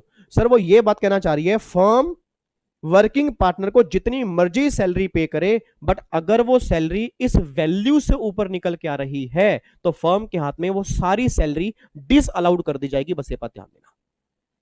तो मतलब अब एक लिमिट लगा दी है, एक रेंज लगा दी है, एक लिमिट लगा दी है, एक रेंज लगा दी है कि यहां तक की सैलरी अलाउड करेंगे, उससे ऊपर की अगर आपने पार्टनर को सैलरी दी है साहब, वो सारी की सारी सैलरी डिस अलाउड कर दी जाएगी फर्म के हाथ में। बस ये बात ध्यान दो। लॉजिकल है, रटना तो नहीं पड़ रहा, बिल्कुल लॉजिक चल रहे हैं। 3 पार्टनर थे, अमर, अकबर और अप्पू। ये सोया हुआ पार्टनर है, नालायक पार्टनर है, इसको सैलरी दोगे डिसअलाउड है। अच्छे पार्टनर हैं, काम करने वाले पार्टनर हैं, उनको सैलरी दोगे, सारी अलाउड नहीं है, एक लिमिट लगा दी है, एक लिमिट तक अलाउड होगी, उसके ऊपर की सैलरी फर्म के हाथ में डिसअलाउड होगी। ये सारी बातें वर्किंग पार्टनर में। अब दूसरी बात, अब गवर्नमेंट ने कहा ये जो अलाउड की बातें भी चल रही है ना, ये जो वर्किंग पार्टनर वाले केस में अलाउड की बातें भी चल रही हैं, ये सैलरी फर्म को अलाउड तब होगी अगर पार्टनरशिप डीड के अंदर मेंशन की है। अगर पार्टनरशिप डीड में नहीं लिखा हुआ सैलरी के बारे में कुछ नहीं, तो ये सैलरी भी सारी की सारी डिस अलाउड हो जाएगी, क्योंकि हम अलाउड ही तब करेंगे अगर पार्टनरशिप डीड के अंदर मेंशन है। तो ये बात ध्यान देना चाहिए आपको। पार्टनरशिप डीड जब आप बनाते हो तो आपको लिखना पड़ेगा स्टार्टिंग में कि फर्म पार्टनर को सैलरी पे करेगी। एक बच्चा कहता है सर लिखना भूल गए, एक बच्चा कहता है सर लिखना भूल गए, सर सर पता क्या वो पार्टनरशिप डीड बना ली, वो सैलरी वाला पॉइंट लिखना भूल के कि हम सैलरी भी देंगे और हम बाद में सैलरी पे कर रहे हैं, तो क्या दिक्कत वाली बात है, पार्टनरशिप डीड तो रिवाइज हो जाती है, तो हम रिवाइज कर देंगे, रिट्रोस्पेक्टिव बेस पे कर देंगे। गवर्नमेंट ने कहा हेलो हेलो कि अमेंडमेंट जो है वो रिट्रोस्पेक्टिव बेस पे काम नहीं करेगी। जो तुम्हारी पहले की पार्टनरशिप डीड थी उसमें सैलरी की बातें नहीं थी, तो वहां से जब तक तुमने रिवाइज नहीं की वहां तक की अगर तुमने सैलरी पे की है वो हम अलाउड नहीं करेंगे, चाहे तुमने रिट्रोस्पेक्टिव बेस पे अमेंडमेंट की है, क्योंकि अमेंडमेंट ये जो एप्लीकेबल होगी वो प्रोस्पेक्टिव बेस पे होगी, रिट्रोस्पेक्टिव बेस पे नहीं होगी। तो पहली बात ये समझ लो कि अगर पार्टनरशिप डीड रिवाइज की जाती है रिट्रोस्पेक्टिव बेस पे, वो रिट्रोस्पेक्टिव अमेंडमेंट एप्लीकेबल नहीं होगी, हमेशा प्रोस्पेक्टिव अमेंडमेंट एप्लीकेबल होगी। ठीक है, तो कई बार ना मैं ऐसा मैं क्यों बोल रहा हूं, एग्जाम में क्वेश्चन बन गया, एक पार्टनरशिप फर्म है, उसकी डीड बन गई बट डीड में सैलरी के बारे में लिखा नहीं था, और मान लो 2 साल सैलरी ऐसे ही पे करते रहे, फिर पार्टनरशिप डीड रिवाइज की, उसके बाद फिर सैलरी पे कर रहे हैं, तो कहां से कहां तक की सैलरी अलाउड होगी, जहां से डीड रिवाइज किया उसके बाद की ही सैलरी अलाउड होगी, उससे पहले की सैलरी अलाउड नहीं होगी, चाहे अमेंडमेंट आप रिट्रोस्पेक्टिव कह रहे हो, बट गवर्नमेंट कह रही हम नहीं मानेंगे। ये तो हो गया सैलरी वाला मुद्दा। अब मुझे क्लास में कौन सा बच्चा ऐसा है जो मुझे सैलरी वाला मुद्दा समझा देगा जी? कोई क्लास में सिंगल बच्चा भी ऐसा जो सैलरी वाला मुद्दा समझा दे जी? है कोई बच्चा ऐसा जो सैलरी वाला पॉइंट समझा दे? यस, बताओ जी, क्या नाम आपका? प्रियम। प्रियम आप बताओ सैलरी वाला पॉइंट बताओ। सर सैलरी वाले पॉइंट में ना पहली बात तो सारे बच्चे समझ लें कि एक पार्टनर में 2 कैटेगरी के पार्टनर, एक पार्टनरशिप फर्म में 2 कैटेगरी के पार्टनर होंगे, या तो होंगे वर्किंग या होंगे नॉन वर्किंग। अब जो नालायक पार्टनर है, सोया हुआ पार्टनर है, निकम्मा पार्टनर है, कुछ भी काम नहीं करता, उसको सैलरी क्यों दी जाए? अगर दी जा रही है तो फर्म के हाथ में डिसअलाउड है और पार्टनर के हाथ में कोई ट्रीटमेंट नहीं होगा, क्योंकि फर्म के हाथ में टैक्सेबल हो चुकी। सर अगर कोई काम करने वाला पार्टनर है, अगर कोई काम करने वाला पार्टनर है, मतलब एक्टिव है पार्टनर, अच्छा पार्टनर है, फर्म के लिए काम कर रहा है, उसको अगर सैलरी दी जाएगी तो पहली बात सारी सैलरी अलाउड नहीं होगी। अब कितनी सैलरी अलाउड होगी? पहली बात तो वो डीड के अंदर मेंशन होनी चाहिए, और फिर गवर्नमेंट ने एक लिमिट लगा दी है, गवर्नमेंट ने लिमिट लगा दिया, वहां लिमिट तक सैलरी अलाउड करेंगे, लिमिट के बाद की जो भी सैलरी होगी वो पार्टनरशिप फर्म के हाथ में अलाउड नहीं होगी। अब सबसे मेन मुद्दा क्या रहा है? लिमिट क्या है? इधर सुना ध्यान से, इधर सुनना। अब अगर मैं लिमिट की बात करूंगा ना, वो लिमिट आपकी सेक्शन 40B के अंदर दी हुई है, और सेक्शन 40B ये बात कहता है, सेक्शन 40B ये बात कहता है कि पार्टनरशिप फर्म के हाथ में कितनी सैलरी बोनस कमीशन अलाउड होगा, वो डिपेंड करता है इस पार्टनरशिप फर्म के बुक प्रॉफिट कितने हैं, इस पार्टनरशिप फर्म के बुक प्रॉफिट कितने हैं। बच्चा घबरा गया, कह रहा यार मतलब फिर बुक प्रॉफिट वही, मतलब इतनी सारी आइटम ऐड करेंगे, इतनी सारी आइटम माइनस करेंगे, फिर जाके जो बुक प्रॉफिट आएंगे जिसका मैट एप्लीकेबल करते थे उसका फिर यहाँ पे हम वो निकालेंगे सैलरी। गवर्नमेंट कहती नहीं नहीं नहीं नहीं नहीं नहीं नहीं नहीं, नालायकों, वो तो बुक प्रॉफिट कंपनी वाले केस में थे, वो तो कंपनी वाले केस में थे, ये पार्टनरशिप फर्म वाले केस में है, और ये किसके लिए है? सिर्फ सैलरी की डिडक्शन निकालने के लिए। अब इसके बुक प्रॉफिट कैसे निकलेंगे आपको बता दूंगा, बट जो आपके बुक प्रॉफिट आएंगे, इस बुक प्रॉफिट के 2 टुकड़े होंगे, पहले 3 लाख के बुक प्रॉफिट अलग और बैलेंस बुक प्रॉफिट अलग। अब जो पहले 3 लाख के बुक प्रॉफिट है, जो पहले 3 लाख के बुक प्रॉफिट है उसका 90% ऑफ बुक प्रॉफिट, और 1,50,000 whichever is higher, whichever is higher, मतलब जो बुक प्रॉफिट है उसका 90 और 1.5 lakh whichever is higher, और जो बैलेंस बुक प्रॉफिट होंगे उसका 60%। इन दोनों को जो टोटल करके आएगा ना, इन दोनों को जो टोटल करके आएगा उतनी सैलरी फर्म के हाथ में अलाउड होगी, बाकी सैलरी अलाउड नहीं होगी। बट एक बात और ध्यान देना, यहां पे अगर पार्टनरशिप फर्म के लॉस भी होंगे, अगर पार्टनरशिप फर्म के लॉस भी होंगे तो भी सैलरी अलाउड होगी फर्म के हाथ में, बट 1.5 लाख तक होगी। तो ये book profit includes loss also, ध्यान रखना, book profit includes loss also. वैसे तो आपके एग्जाम गोले भरने वाले हैं नहीं, बट आपको पता होना चाहिए कि अगर पार्टनरशिप फर्म के लॉस है, उसने सैलरी दी है, तो भैया सैलरी बुक प्रॉफिट तो है नहीं, उसका 90% तो आएगा नहीं, but 1.5 lakh which average higher, तो हायर क्या बन जाएगा, 1.5 लाख रुपए तक की सैलरी उस फर्म के हाथ में भी अलाउड होती है जिस फर्म को लॉस भी होते हैं। बट अगर उस फर्म के बुक प्रॉफिट है, उस बेस में कैलकुलेशन कैसे होगी आपको बता दिया। अब बस एक मेन मुद्दा रह गया कि बुक प्रॉफिट कैसे निकालते हैं। अब गवर्नमेंट कहती है जी सिंपल सा फंडा है बुक प्रॉफिट निकालने का, बिल्कुल सिंपल फंडा है बुक प्रॉफिट निकालने का। गवर्नमेंट कहती है जो आपके बिजनेस के नेट प्रॉफिट है, कंपनीज एक्ट वाले नहीं, कंपनीज एक्ट वाले नहीं, मतलब गवर्नमेंट कह रही है जो तुमने बिजनेस की इनकम निकाली है, जो तुमने नॉर्मल बिजनेस की इनकम निकाली है, अब इसके लिए पीजीपी का चैप्टर सारा आना चाहिए। तभी मैं आपको फर्स्ट डे से क्या कह रहा हूं, chapter PGP, chapter capital gain, chapter other source, ये 3 सबसे इंपॉर्टेंट है। अब गवर्नमेंट कह रही है जो तुम्हारी बिजनेस की इनकम आ रही है, जो तुम्हारी बिजनेस की इनकम आ रही है, मतलब बिजनेस की इनकम के नेट प्रॉफिट आ रहे हैं, उसको यहां पे लिख दो, उसमें ऐड करो जी, उसमें ऐड करो, उसमें ऐड करो, क्या ऐड करना है जी, उसमें ऐड करनी है रेमुनरेशन। अगर तुमने इस नेट प्रॉफिट को निकालते हुए वो तुमने माइनस कर दी थी, क्योंकि जो क्वेश्चन में रेमुनरेशन दी होगी तुमने माइनस कर दी होगी, अगर तुमने माइनस कर दी थी मतलब पीएनएल में डेबिट कर चुके थे, तुम उसको यहां पे ऐड करोगे।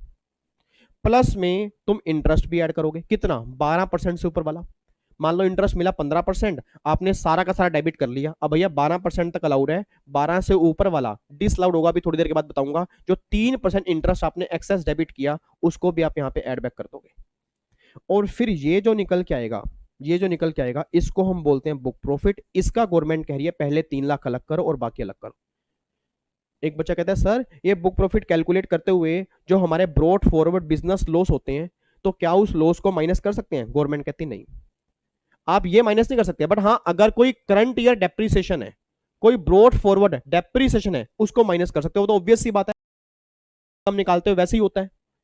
सर याद करो पीजीपी का chapter depreciation, unabsorbed depreciation section 32 में कवर होता है, और जो ये ब्रॉड फॉरवर्ड बिजनेस के लॉस होते हैं ये सेक्शन 72 में कवर होते हैं। और मैंने क्या बोला, हमें बिजनेस की इनकम लेनी है।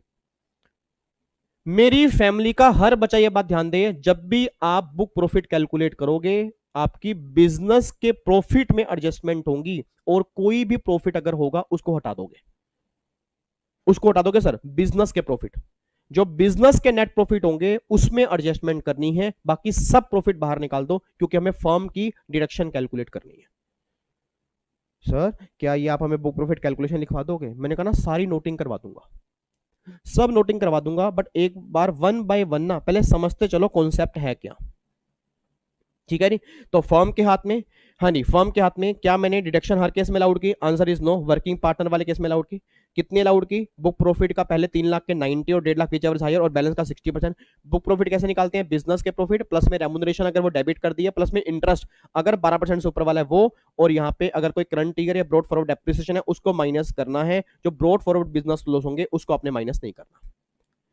लो जी, अब ये सारी बातें निकल गई, अब ये सारी बातें हमारे क्लियर हो गई, और हमें यह पता लग गया कि फर्म के हाथ में सैलरी की कितनी डिडक्शन मिलेगी, जो एक लिमिट है उतनी अलाउड होगी, उससे ऊपर के अलाउड नहीं होगी।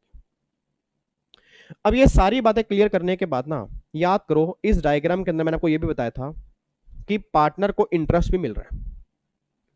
अच्छा एक बात मैंने सोच के बोलना, मैं उस फर्म का नालायक पार्टनर हूं, सोच समझ के बोलना जी।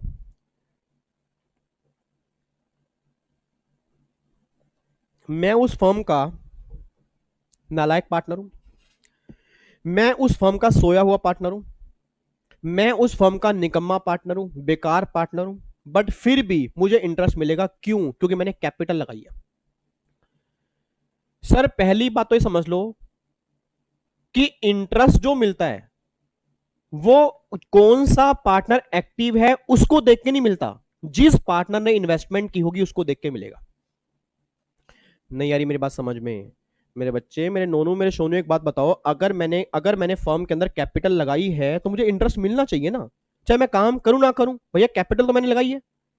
तो गवर्नमेंट करी, हाँ बात तो सही है। अब ध्यान सुना जी। अब पहली बात तो वो सैलरी और रेमुनरेशन जो आपने बोला है वो अलाउड होगी वर्किंग पार्टनर वाले केस में, बट इंटरेस्ट एनी पार्टनर, कोई भी पार्टनर जो पार्टनरशिप फर्म का पार्टनर है, मेरे वर्ड पे ध्यान दे देना जी, मेरे वर्ड पे ध्यान दे देना, कोई भी पार्टनर जो पार्टनरशिप फर्म का पार्टनर है, अगर उसने पार्टनरशिप फर्म में कैपिटल लगाई है उसको इंटरेस्ट मिलेगा, अलाउड होगा, बट सारा नहीं, सारा नहीं, 12% तक। कितना अलाउड होगा? 12% तक। 12% से ऊपर का जो भी इंटरेस्ट होगा वो फर्म के हाथ में डिसअलाउड हो जाएगा। बट ये 12% भी हर केस में नहीं। अगर पार्टनरशिप डीड के अंदर मेंशन किया हुआ है कि इंटरेस्ट अलाउड होगा, इंटरेस्ट देंगे 10%, तो फिर 10 ही अलाउड करेंगे। बट अगर पार्टनरशिप डीड के अंदर 15% है, फिर 12 अलाउड करेंगे। मतलब 12% से ऊपर तो इंटरेस्ट अलाउड हो ही नहीं सकता, 12% तक अलाउड हो सकता है। अगर क्वेश्चन में कुछ भी नहीं कहा तो हम परसेंटेज 12% ही लेके चलेंगे। तो मैंने क्या बोला जी? इंटरेस्ट, दोबारा सुनना, इंटरेस्ट आपका हर पार्टनर वाले केस में अलाउड है। इंटरेस्ट आपका हर पार्टनर वाले केस में अलाउड है, चाहे वर्किंग हो चाहे नॉन वर्किंग हो। बट सैलरी रेमुनरेशन जो मैंने बोली है वो वर्किंग पार्टनर वाले केस में अलाउड है। और वर्किंग पार्टनर मींस इंडिविजुअल, जो इंडिविजुअल होगा और जो वर्किंग मतलब एक्टिव पार्टनर होगा, उसकी बातें यहां पे चल रही है। मेरी बातें समझ में आ रही हैं? तो अब मैं आपको एक बार थोड़ा सा दिखाना चाहता हूं, थोड़ी सी नजर मैं आपके घुमाना चाहता हूं। ये देखो जी, यहाँ पे ये देखो, ये सारा का सारा 40B है। देखो जी, payment to working partner, payment of salary, bonus, commission, remuneration to working partner allowed, whereas this payment to non working disallowed. मैंने कहा ना सारी बातें आपको मैं समझा दूंगा और नोटिंग बहुत बढ़िया करवा दूंगा, और सारी बातें यहाँ पे लिखी होंगी। देखो, remuneration shall be admissible only if the partnership deed either specify of amount, या तो अमाउंट बता दे या कैलकुलेट करने का मैनर बता दे, और कैलकुलेट करने का मैनर बता ही दिया इन्होंने। उसके बाद इंटरेस्ट अप टू 12% अलाउड है जी, देखो 12% तक अलाउड है। उसके बाद जी, if the firm pays interest to partner to the firm on his drawing, then the interest shall not be net of interest receive by firm from partner on their drawing is taxable in the hands of firm as business income. वो तो ये बात कहना चाह रहे हैं कि जैसे पार्टनरशिप फर्म ने पार्टनर को इंटरेस्ट देना है, ऐसे क्या पता पार्टनर ने पार्टनरशिप फर्म को भी इंटरेस्ट देना हो, उन्होंने कुछ लोन लिया हो, तो आपस में नेट ऑफ नहीं करोगे, दोनों का ट्रीटमेंट अलग अलग होगा जी। अब यहाँ कहना चाह रहे हैं interest paid by firm to partner, चाहे वो फिक्स कैपिटल हो, चाहे वो करंट कैपिटल हो, चाहे वो loan, is allowed as deduction to the firm provided partnership deed specifically authorize. ये तो मैंने कहा था कि पार्टनरशिप डीड के अंदर मेंशन होना चाहिए।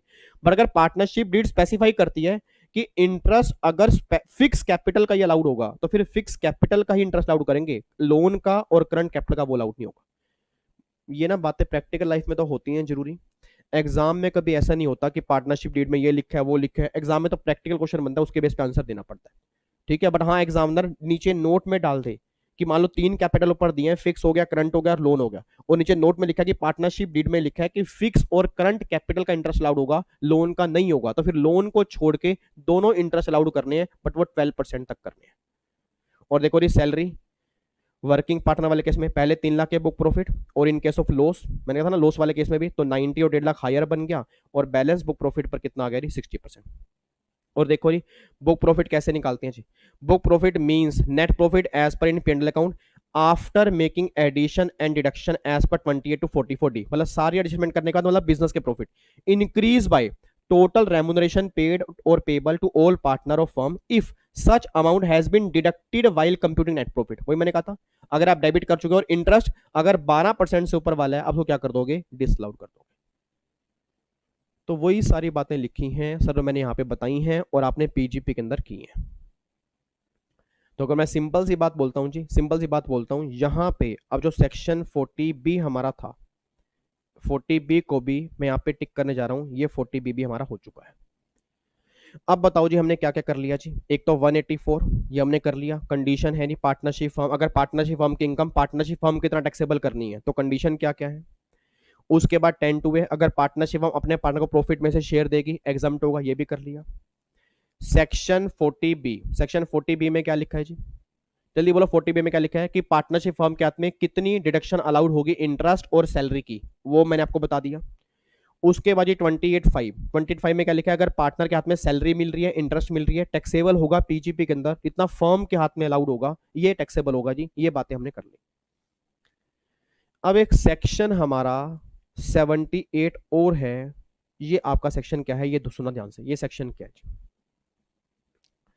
ये सेक्शन ये बात कहता है, ये सेक्शन ये बात कहता है, अगर आप इसकी लैंग्वेज पढ़ोगे ना, आपको मैं अगर इसकी लैंग्वेज दिखाऊं, अगर आप इसकी लैंग्वेज पढ़ोगे तो लैंग्वेज पढ़ के इतना इजी आपको इस सेक्शन समझ में नहीं आएगा।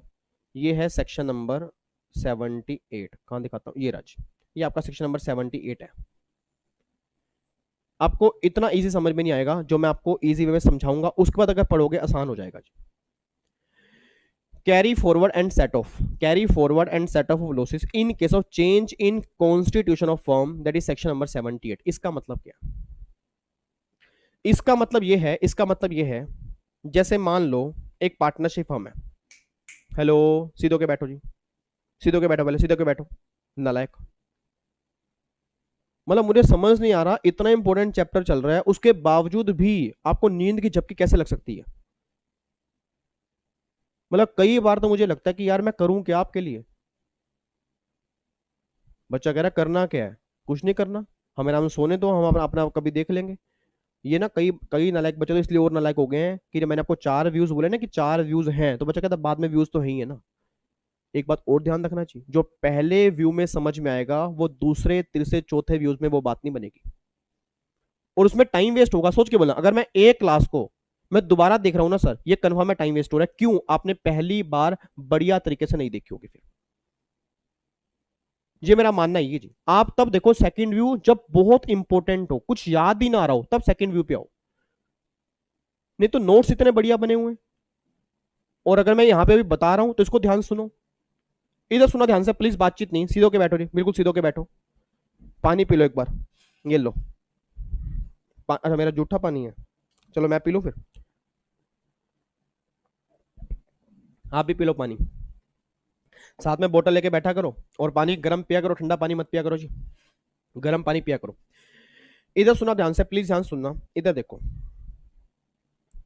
अब यहां पे एक सेक्शन है, सेक्शन नंबर 78। अब सुना ध्यान से, सेक्शन है क्या, ये सेक्शन है क्या। सर एक बात मैंने सोच के बताना, ये पार्टनरशिप फर्म मैंने कहा था, ये पार्टनरशिप फर्म मैंने कहा था, इस पार्टनरशिप फर्म के ना, इस पार्टनरशिप फर्म के 3 पार्टनर हैं। एक तो मैंने कहा था अमर, एक मैंने कहा था अकबर, और एक मैंने कहा था अप्पू। ये 3 पार्टनर है, अमर अकबर अप्पू, ये 3 पार्टनर है। और मान लो 15-16 की बात है जी, 15-16 की बात है, इस पार्टनरशिप फर्म के, इस पार्टनरशिप फर्म के let's take an example 6 lakh रुपए के लॉस थे। इस पार्टनरशिप फर्म के 6 लाख रुपए के लॉस हैं 15-16, और इन तीनों पार्टनर की इक्वल रेशो है 1:1:1, तीनों की इक्वल रेशो है। अब हुआ क्या, आज हमारा चल रहा है 2020 और 2021, 20-21 चल रहा है। अब लॉस धीरे धीरे धीरे धीरे धीरे लॉस खत्म होते गए, बट फिर भी अभी उस साल के ना 1.5 लाख रुपए के, सॉरी 3 लाख रुपए के लॉस अभी बचे हुए हैं। मान लो 3 लाख रुपए के लॉस अभी बचे हैं जो सेट ऑफ नहीं हुए। 6 लाख रुपए के लॉस थे, 6 लाख रुपए के लॉस थे, धीरे धीरे धीरे धीरे लॉस खत्म होते गए, और 3 लाख रुपए के लॉस खत्म कर लिए पार्टनरशिप फर्म ने। अब 20-21 में 3 लाख रुपए के लॉस बचे, 3 लाख रुपए के लॉस बचे। अब अकबर कहता है, सॉरी अप्पू कहता है, मतलब मैं कहता हूं जी मुझे इनके साथ काम नहीं करना जी, मैं रिटायरमेंट लेना चाहता हूं। और 20-21 की मान लो नेट प्रॉफिट निकल के आ रहे हैं, जो प्रॉफिट है वो 1.5 लाख रुपए के प्रॉफिट है, वो प्रॉफिट है 1.5 लाख रुपए के। प्रॉफिट कितनी है जी? 1.5 लाख रुपए के प्रॉफिट है। अब अगर प्रॉफिट यहां पे 1.5 लाख रुपए के हैं, अगर प्रॉफिट यहां पे 1.5 लाख रुपए के हैं, और ब्रॉड फॉरवर्ड लॉस 3 लाख रुपए के हैं, मैं दोबारा बोलूंगा जी, ब्रॉड फॉरवर्ड लॉस 3 लाख रुपए के हैं, नेट प्रॉफिट 1.5 लाख रुपए के हैं। अप्पू कह रहे जी मैं लेना चाहता हूं रिटायरमेंट, 31 मार्च 21 को बोला जी अब मैं इस फॉर्म के साथ काम नहीं करूंगा, अब मैं रिटायरमेंट लेना चाहता हूं। चलो जी, अब इसने कहा जी मैं रिटायरमेंट लेना चाहता हूं, तो जो मेरा शेयर बनता है वो मुझे यहां पे दे दो। अब सोच समझ के बोलना, अब सोच समझ के बोलना, 3 लाख रुपए के लॉस है, 3 लाख रुपए के लॉस है, मतलब हर पार्टनर का इसमें शेयर कितना हो गया? 1 लाख रुपए, 1 लाख रुपए, 1 लाख रुपए, ये शेयर हो गया। और अगर प्रॉफिट 1.5 लाख रुपए के हैं, अगर प्रॉफिट 1.5 लाख रुपए के हैं, तो यहां पे प्रॉफिट कितना हो गया? मतलब फर्म को अगर फर्म के प्रॉफिट 1.5 लाख रुपए के हैं, तीनों का शेयर कितना होगा? 50,000 रुपए का शेयर हो गया, 50,000 रुपए का शेयर हो गया, 50,000 रुपए का शेयर हो गया। अब गवर्नमेंट कह रही है विवेक, विवेक कि जितना भी जो पार्टनर रिटायर हो रहा है या जो पार्टनर की डेथ हो रही है, जो पार्टनर रिटायर हो रहा है, जो पार्टनर डेथ हो रही है, उसका जो शेयर लॉस का होगा ना, जो शेयर लॉस का होगा वो आगे कैरी फॉरवर्ड नहीं हो सकता। कितना? जितना भी उसका पोर्शन करंट प्रॉफिट से ज्यादा होगा। सर नहीं आ रही बात समझ में? मुझे पता नहीं आएगी अभी, मुझे पता भी नहीं आएगी। एक सिंपल सा दोबारा बता रहा हूं, सिंपल दोबारा बता रहा हूं। 3 लाख के लॉस है, नहीं 6 लाख के लॉस थे, 15-16 के थे, 3 लाख रुपए खत्म कर दिए, अब 3 लाख रुपए के लॉस है। पहली बात ये समझो, अगर पार्टनरशिप फर्म के 3 लाख रुपए के लॉस हैं, अगर ये पार्टनर्स में डिवाइड किए जाएं तो कितना कितना आएगा? 1 लाख 1 लाख 1 लाख। इसमें कोई दिक्कत तो नहीं है, इक्वल रेशो है। 1.5 लाख रुपए के पार्टनरशिप फर्म के प्रॉफिट है, 1.5 लाख रुपए के पार्टनरशिप फर्म के प्रॉफिट है, और अगर 1.5 लाख रुपए के पार्टनरशिप फर्म के प्रॉफिट है तो यहाँ पे 111 कितना होगा? 50 होगा। अच्छा एज्यूम करो, एज्यूम करो तीनों में से कोई भी रिटायरमेंट लेना नहीं चाहता। मेरे बच्चे, मेरे नोनू, मेरे सोनू, इधर देखो ध्यान से, देखो इधर देखो, अगर तीनों में से कोई भी रिटायरमेंट नहीं लेना चाहता, अगर तीनों में से कोई रिटायरमेंट नहीं लेना चाहता तो ये फर्म कितने लॉस कैरी फॉरवर्ड कर सकती थी? सोच के बोल दो यार, ये फर्म कितने लॉस कैरी फॉरवर्ड कर सकती थी? सर 3 लाख के लॉस हैं, 1.5 लाख के नेट प्रॉफिट हैं, तो ऑब्वियस सी बात है 1.5 लाख रुपए के लॉस कैरी फॉरवर्ड कर देती। ये समझ में आ गया? ये समझ में आ गया? अब गवर्नमेंट कह रही अब ये 1.5 लाख के नहीं हो सकते, अब ये 1.5 लाख रुपए के लॉस आगे नहीं जाएंगे, क्योंकि इसमें से अब एक पार्टनर रिटायर हो रहा है, और जो रिटायर पार्टनर का शेयर है, जो रिटायर पार्टनर का शेयर है, सारा नहीं, जितना उस पार्टनर का करंट प्रॉफिट में हिस्सा है, उसके एक्सेस वाला शेयर तुम कैरी फॉरवर्ड नहीं कर सकते। मतलब मेरे बच्चों, मतलब ये कि अगर 1 लाख का लॉस का शेयर है, उसका 50,000 प्रॉफिट है, तो भैया 50, बस ये 50 का लॉस खत्म हो सकता है, जो 50,000 रुपए का लॉस बैलेंस बचेगा उसका शेयर ये तुम कैरी फॉरवर्ड नहीं कर पाओगे, ये पार्टनरशिप फर्म कैरी फॉरवर्ड नहीं करने वाली। पार्टनरशिप फर्म सिर्फ और सिर्फ ये 2 लाख रुपए का लॉस, मतलब सिर्फ और सिर्फ ये 2 लाख रुपए का, सॉरी कह रहा हूं, ये 1 लाख रुपए का लॉस, क्योंकि 50 से खत्म हो गया, 50 से खत्म हो गया, जो 1 लाख रुपए का लॉस बचेगा वही कैरी फॉरवर्ड कर पाएगी। जबकि जबकि अगर ये रिटायर ना होता तो 1.5 लाख रुपए का हम आगे लेके जा सकते थे, बट गवर्नमेंट करी जो 50,000 रुपए का है वो इसका शेयर है, ये आगे नहीं जा सकता। अच्छा समझ आ गई, समझ आ गई। मतलब आप ये बात कहना चाह रहे हो कि सर जितना उसका लॉस में शेयर है, मतलब 1 लाख रुपए का लॉस में शेयर है, और प्रॉफिट करंट ईयर का उसका 50,000 रुपए है, तो जो बैलेंस 50,000 रुपए का लॉस बचा ये कैरी फॉरवर्ड नहीं होगा। आप ये बात कहना चाह रहे हो? आंसर इज यस, बस मैं ये बात कहना चाह रहा हूं। और रटने वाला बच्चा बस ये बात ध्यान दे, गवर्नमेंट क्या कहना चाह रही है भैया? गवर्नमेंट ये बात कहना चाह रही है जिन पार्टनर ने लॉस बियर किया था वही पार्टनर अगर होंगे, अगर सेम पार्टनर होंगे तभी कैरी फॉरवर्ड कर पाएंगे। अगर चेंज इन कॉन्स्टिट्यूशन हो रहा है, अगर पार्टनर रिटायर हो रहा है, तो जो रिटायरिंग पार्टनर का शेयर होगा वो शेयर जो होगा वो कैरी फॉरवर्ड नहीं हो पाएगा। बस ये बात ध्यान देना चाहिए, वो कैरी फॉरवर्ड नहीं हो पाएगा। अब मैं आपको दिखाता हूं, देखो यहाँ पे क्या लिखा है। देखो section 78(1) provide that where change in constitution take place account of retirement और death of partner then the firm shall not be carry forward and set off the brought forward business loss. सिर्फ business loss की बात कर रहे हैं जी, unabsorbed depreciation की बात नहीं कर रहे, वो तुम कैरी फॉरवर्ड कर सकते हो, उसमें कोई रोक टोक नहीं है। अगर पार्टनर रिटायर भी हो रहा है तो भी तुम उसका share unabsorbed depreciation carry forward कर सकते हो। बातें सिर्फ यहाँ पे लॉस की हो रही है। देखो ये क्या लिखा है, कह रहे हैं, देखो रे, शेयर्स ऑफ रिटायर और disease partner in the brought forward loss, यहाँ पे कितना मैंने बोला 1 लाख का। Share of retire partner in current year profit 1.5 lakh का प्रॉफिट है, तो उसमें 50,000 रुपए का है, तो भी एक्स माइनस वाई जो हो गया can not be carry forward by the firm और इट्स पार्टनर, मतलब वो इसको आगे कैरी फॉरवर्ड नहीं कर सकते। बस ये बात ध्यान देना चाहिए, ठीक है नहीं?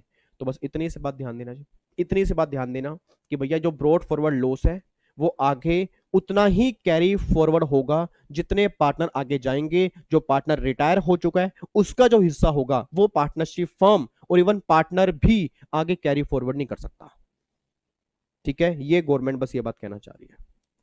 और देखो जी, द लॉस, अगर फर्म के लॉस है, the loss and unabsorbed depreciation can be carry forward by firm only, मतलब फर्म ही आगे कैरी फॉरवर्ड कर सकते हैं, पार्टनर नहीं कर सकता जी। ये आपका सेक्शन नंबर 78 ये है जो हमने यहाँ पे बताया जी, ठीक है जी? तो ये आपका सेक्शन नंबर 78 है। इधर देखो ध्यान से, अब ये आपका सेक्शन नंबर, लो जी 78 कहाँ गया, ये लो, ये भी हमारा हो गया, ये भी हमारा हो गया जी। अब जितने भी आपके टैक्सेशन ऑफ फर्म के मेन सेक्शन थे वो तो हमारे हो चुके हैं। जितने भी आपके टैक्सेशन ऑफ फर्म के मेन प्रोविजन थे वो हमारे हो चुके हैं। अब मैं चाहता हूं कि हम एक दो प्रैक्टिकल क्वेश्चन करें इसके। पहले नोटिंग करा दूं या प्रैक्टिकल क्वेश्चन कराऊं, जैसे आप बोलोगे। पहले नोटिंग करवा दूं, नोटिंग कराते कराते दोबारा समझेंगे, या पहले प्रैक्टिकल क्वेश्चन कराऊं और नोटिंग कल की क्लास में कर लें, जैसे आप बोलोगे जी। जो कह रहे हैं सर पहले क्वेश्चन करवा दो और एक दो क्वेश्चन हमें घर से होमवर्क भी दे देना, जो कह रहे हैं कि पहले क्वेश्चन करवा दो, होमवर्क भी दे देना, और वो पहले वो हैंडल्स करो, जो कह रहे हैं पहले क्वेश्चन और होमवर्क। चलो कई बच्चे यहाँ पे हैं। और जो कह रहे हैं कि सर पहले नोटिंग करवा दो, फिर जो क्वेश्चन होंगे ना वो कल करवा देना। जो कह रहे हैं पहले नोटिंग करवा दो, ओ इसमें बहुत ज्यादा बच्चे ने वो कह रहे हैं पहले नोटिंग करवा दो, और ये वही नालायक बच्चे हैं, उनको पता क्या लग रहा है, नोटिंग में टाइम बीत जाएगा, आराम से नोटिंग करेंगे, समझने वाला कुछ काम होगा नहीं, दिमाग चलना बंद हो जाएगा, होमवर्क मिलेगा नहीं, कल सर सारे क्वेश्चन खुद ही करा देंगे। ओ माय गॉड मेरे बच्चे, मेरे नोनू, मेरे सोनू, ऐसा क्यों सोचते हो? चलो पहले क्वेश्चन करेंगे, हम करेंगे जी पहले क्वेश्चन, नोटिंग करेंगे नेक्स्ट क्लास में आराम से, ठीक है जी। हम पहले करेंगे क्वेश्चन ताकि हमें ये समझ में आए कि जो हमने अभी तक समझा है वो क्या कर सकते हैं। ऐसा करते हैं जी, इधर देखो ध्यान से, इधर देखो, मैं दो क्वेश्चन तो आपको दूंगा होमवर्क, और जो दो क्वेश्चन मैं आपको होमवर्क दूंगा ये आपके एग्जाम के हैं जी। एक तो बना था सीएस प्रोफेशनल के ओल्ड सिलेबस में, एक बना था न्यू सिलेबस में, ये दोनों ही आपके एग्जाम के क्वेश्चन होंगे। अब मैं आपको वो दोनों होमवर्क दूंगा, मैं नहीं कराऊंगा, ताकि मैं देखना चाहता हूं कि ये 5 नंबर का गिरा हुआ क्वेश्चन जो आपके सीएस प्रोफेशनल के एग्जाम के अंदर बना, क्या वो मेरे बच्चे उसको उठा सकते हैं, नहीं उठा सकते। और अगर दोनों क्वेश्चन वो सही कर देना तो आप ये लगा लो जी फर्म के टैक्सेशन में कहीं दिक्कत नहीं आएगी, ठीक है। कुछ प्रैक्टिकल क्वेश्चन मैं क्लास में कराऊंगा जी, और दो मैं घर से दूंगा होमवर्क, वो अपने घर से करके आने, और वो आपके एग्जाम के ही क्वेश्चन है, मैं भी लिखवा दूंगा आपको, ठीक है। नोटिंग करेंगे नेक्स्ट क्लास में आराम से। इधर सुना ध्यान से, इधर सुना। अब यहां से थोड़े हम क्वेश्चन करना स्टार्ट करते हैं, बट क्वेश्चन करने से पहले इधर सुना ध्यान से। अब एक तो मैंने आपको बता दी फर्म के टैक्सेशन में मतलब कैसे आपको निकालना है, सब कुछ कैसे करना है। अच्छा, एक आपने ना पीजीपी के अंदर सेक्शन 44 एडी किया होगा, ये तो पता ना 44 एडी प्रिजम्पटिव टैक्सेशन। अब या तो पार्टनरशिप फर्म क्या करे, नॉर्मल इनकम कैलकुलेट करे, अगर वो नॉर्मल इनकम कैलकुलेट करेगी नॉर्मल टैक्स निकाले, या प्रिजम्पटिव टैक्स यूज करे, दोनों में से जो बढ़िया होगा वो यूज करेगी। और आपसे बढ़िया कौन जानता है 44 एडी में जितनी टर्नओवर होती है उसका 8% इनकम मानते हैं, अगर ऑनलाइन मोड में आ रही है तो 6% इनकम मानते हैं। ये सारी बातें आपने पीजीपी के अंदर पढ़ी होंगी। और 44 एडी पार्टनरशिप फर्म पे लगता है बट एलएलपी पे नहीं लगता, ये बात ध्यान देना। ऐसा मैं क्यों कह रहा हूं, एग्जाम में ना कई बार क्वेश्चन आ जाता है कि पार्टनरशिप फर्म इसका टैक्स निकाल दो और ये बताओ 44 एडी और नॉर्मल स्कीम में से कौन सा बढ़िया है। तो आपको ना दिमाग में होना चाहिए 44 एडी भी। ऐसा मैं क्यों कह रहा हूं, अब मैं जो आगे क्वेश्चन दिखाऊंगा आपके एग्जाम के, आप देखना 44 एडी वाले क्वेश्चन भी बने हुए हैं। और बच्चा पीजीपी करके जाता नहीं है, 44 एडी याद नहीं होता, क्वेश्चन गलत हो गया, तभी तो उसको इनकम टैक्स मुश्किल लगता है सर। मुश्किल लगने का रीजन ही क्या है कि जब तक वो इंटरलिंकिंग करके नहीं चलेगा ना उसको एग्जाम में दिक्कत आएगी। ठीक है नी। इधर देखो ध्यान से, पहले कुछ बेसिक क्वेश्चन मुझे बताओ जी। एक बार इलस्ट्रेशन नंबर 1, यार बातचीत ना करो प्लीज। इलस्ट्रेशन नंबर 1 देखो जी। The partner enter into a partnership agreement on 1 अप्रैल 19, 1 अप्रैल 19 को एग्रीमेंट एंटर किया। No salary was provided in deed, कोई सैलरी की बात डीड में नहीं की गई। On 31st January 2020, the partner entered into an agreement to amend the above deed with retrospective effect from 1st April 19 to provide salary 3,000 each per month to each partner. क्या बोलो, क्या retrospective allowed है? Answer is no, prospective allowed है। तो अपने आप बोल देना 1 अप्रैल 19 से लेकर 30 जनवरी 20 तक कोई सैलरी अलाउड नहीं होगी।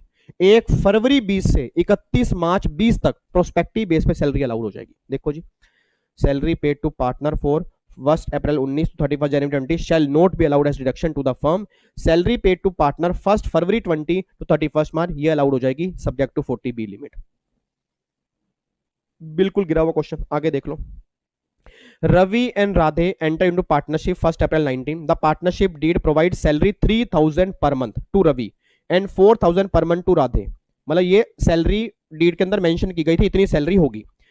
1 जुलाई को एग्रीमेंट उसने अमेंड किया रिट्रोस्पेक्टिव बेस पे, 1 अप्रैल 19 से, और सैलरी प्रोवाइड कर दी 6,000 और 7,000, अपने बोल देना सैलरी बढ़ा दीजिए।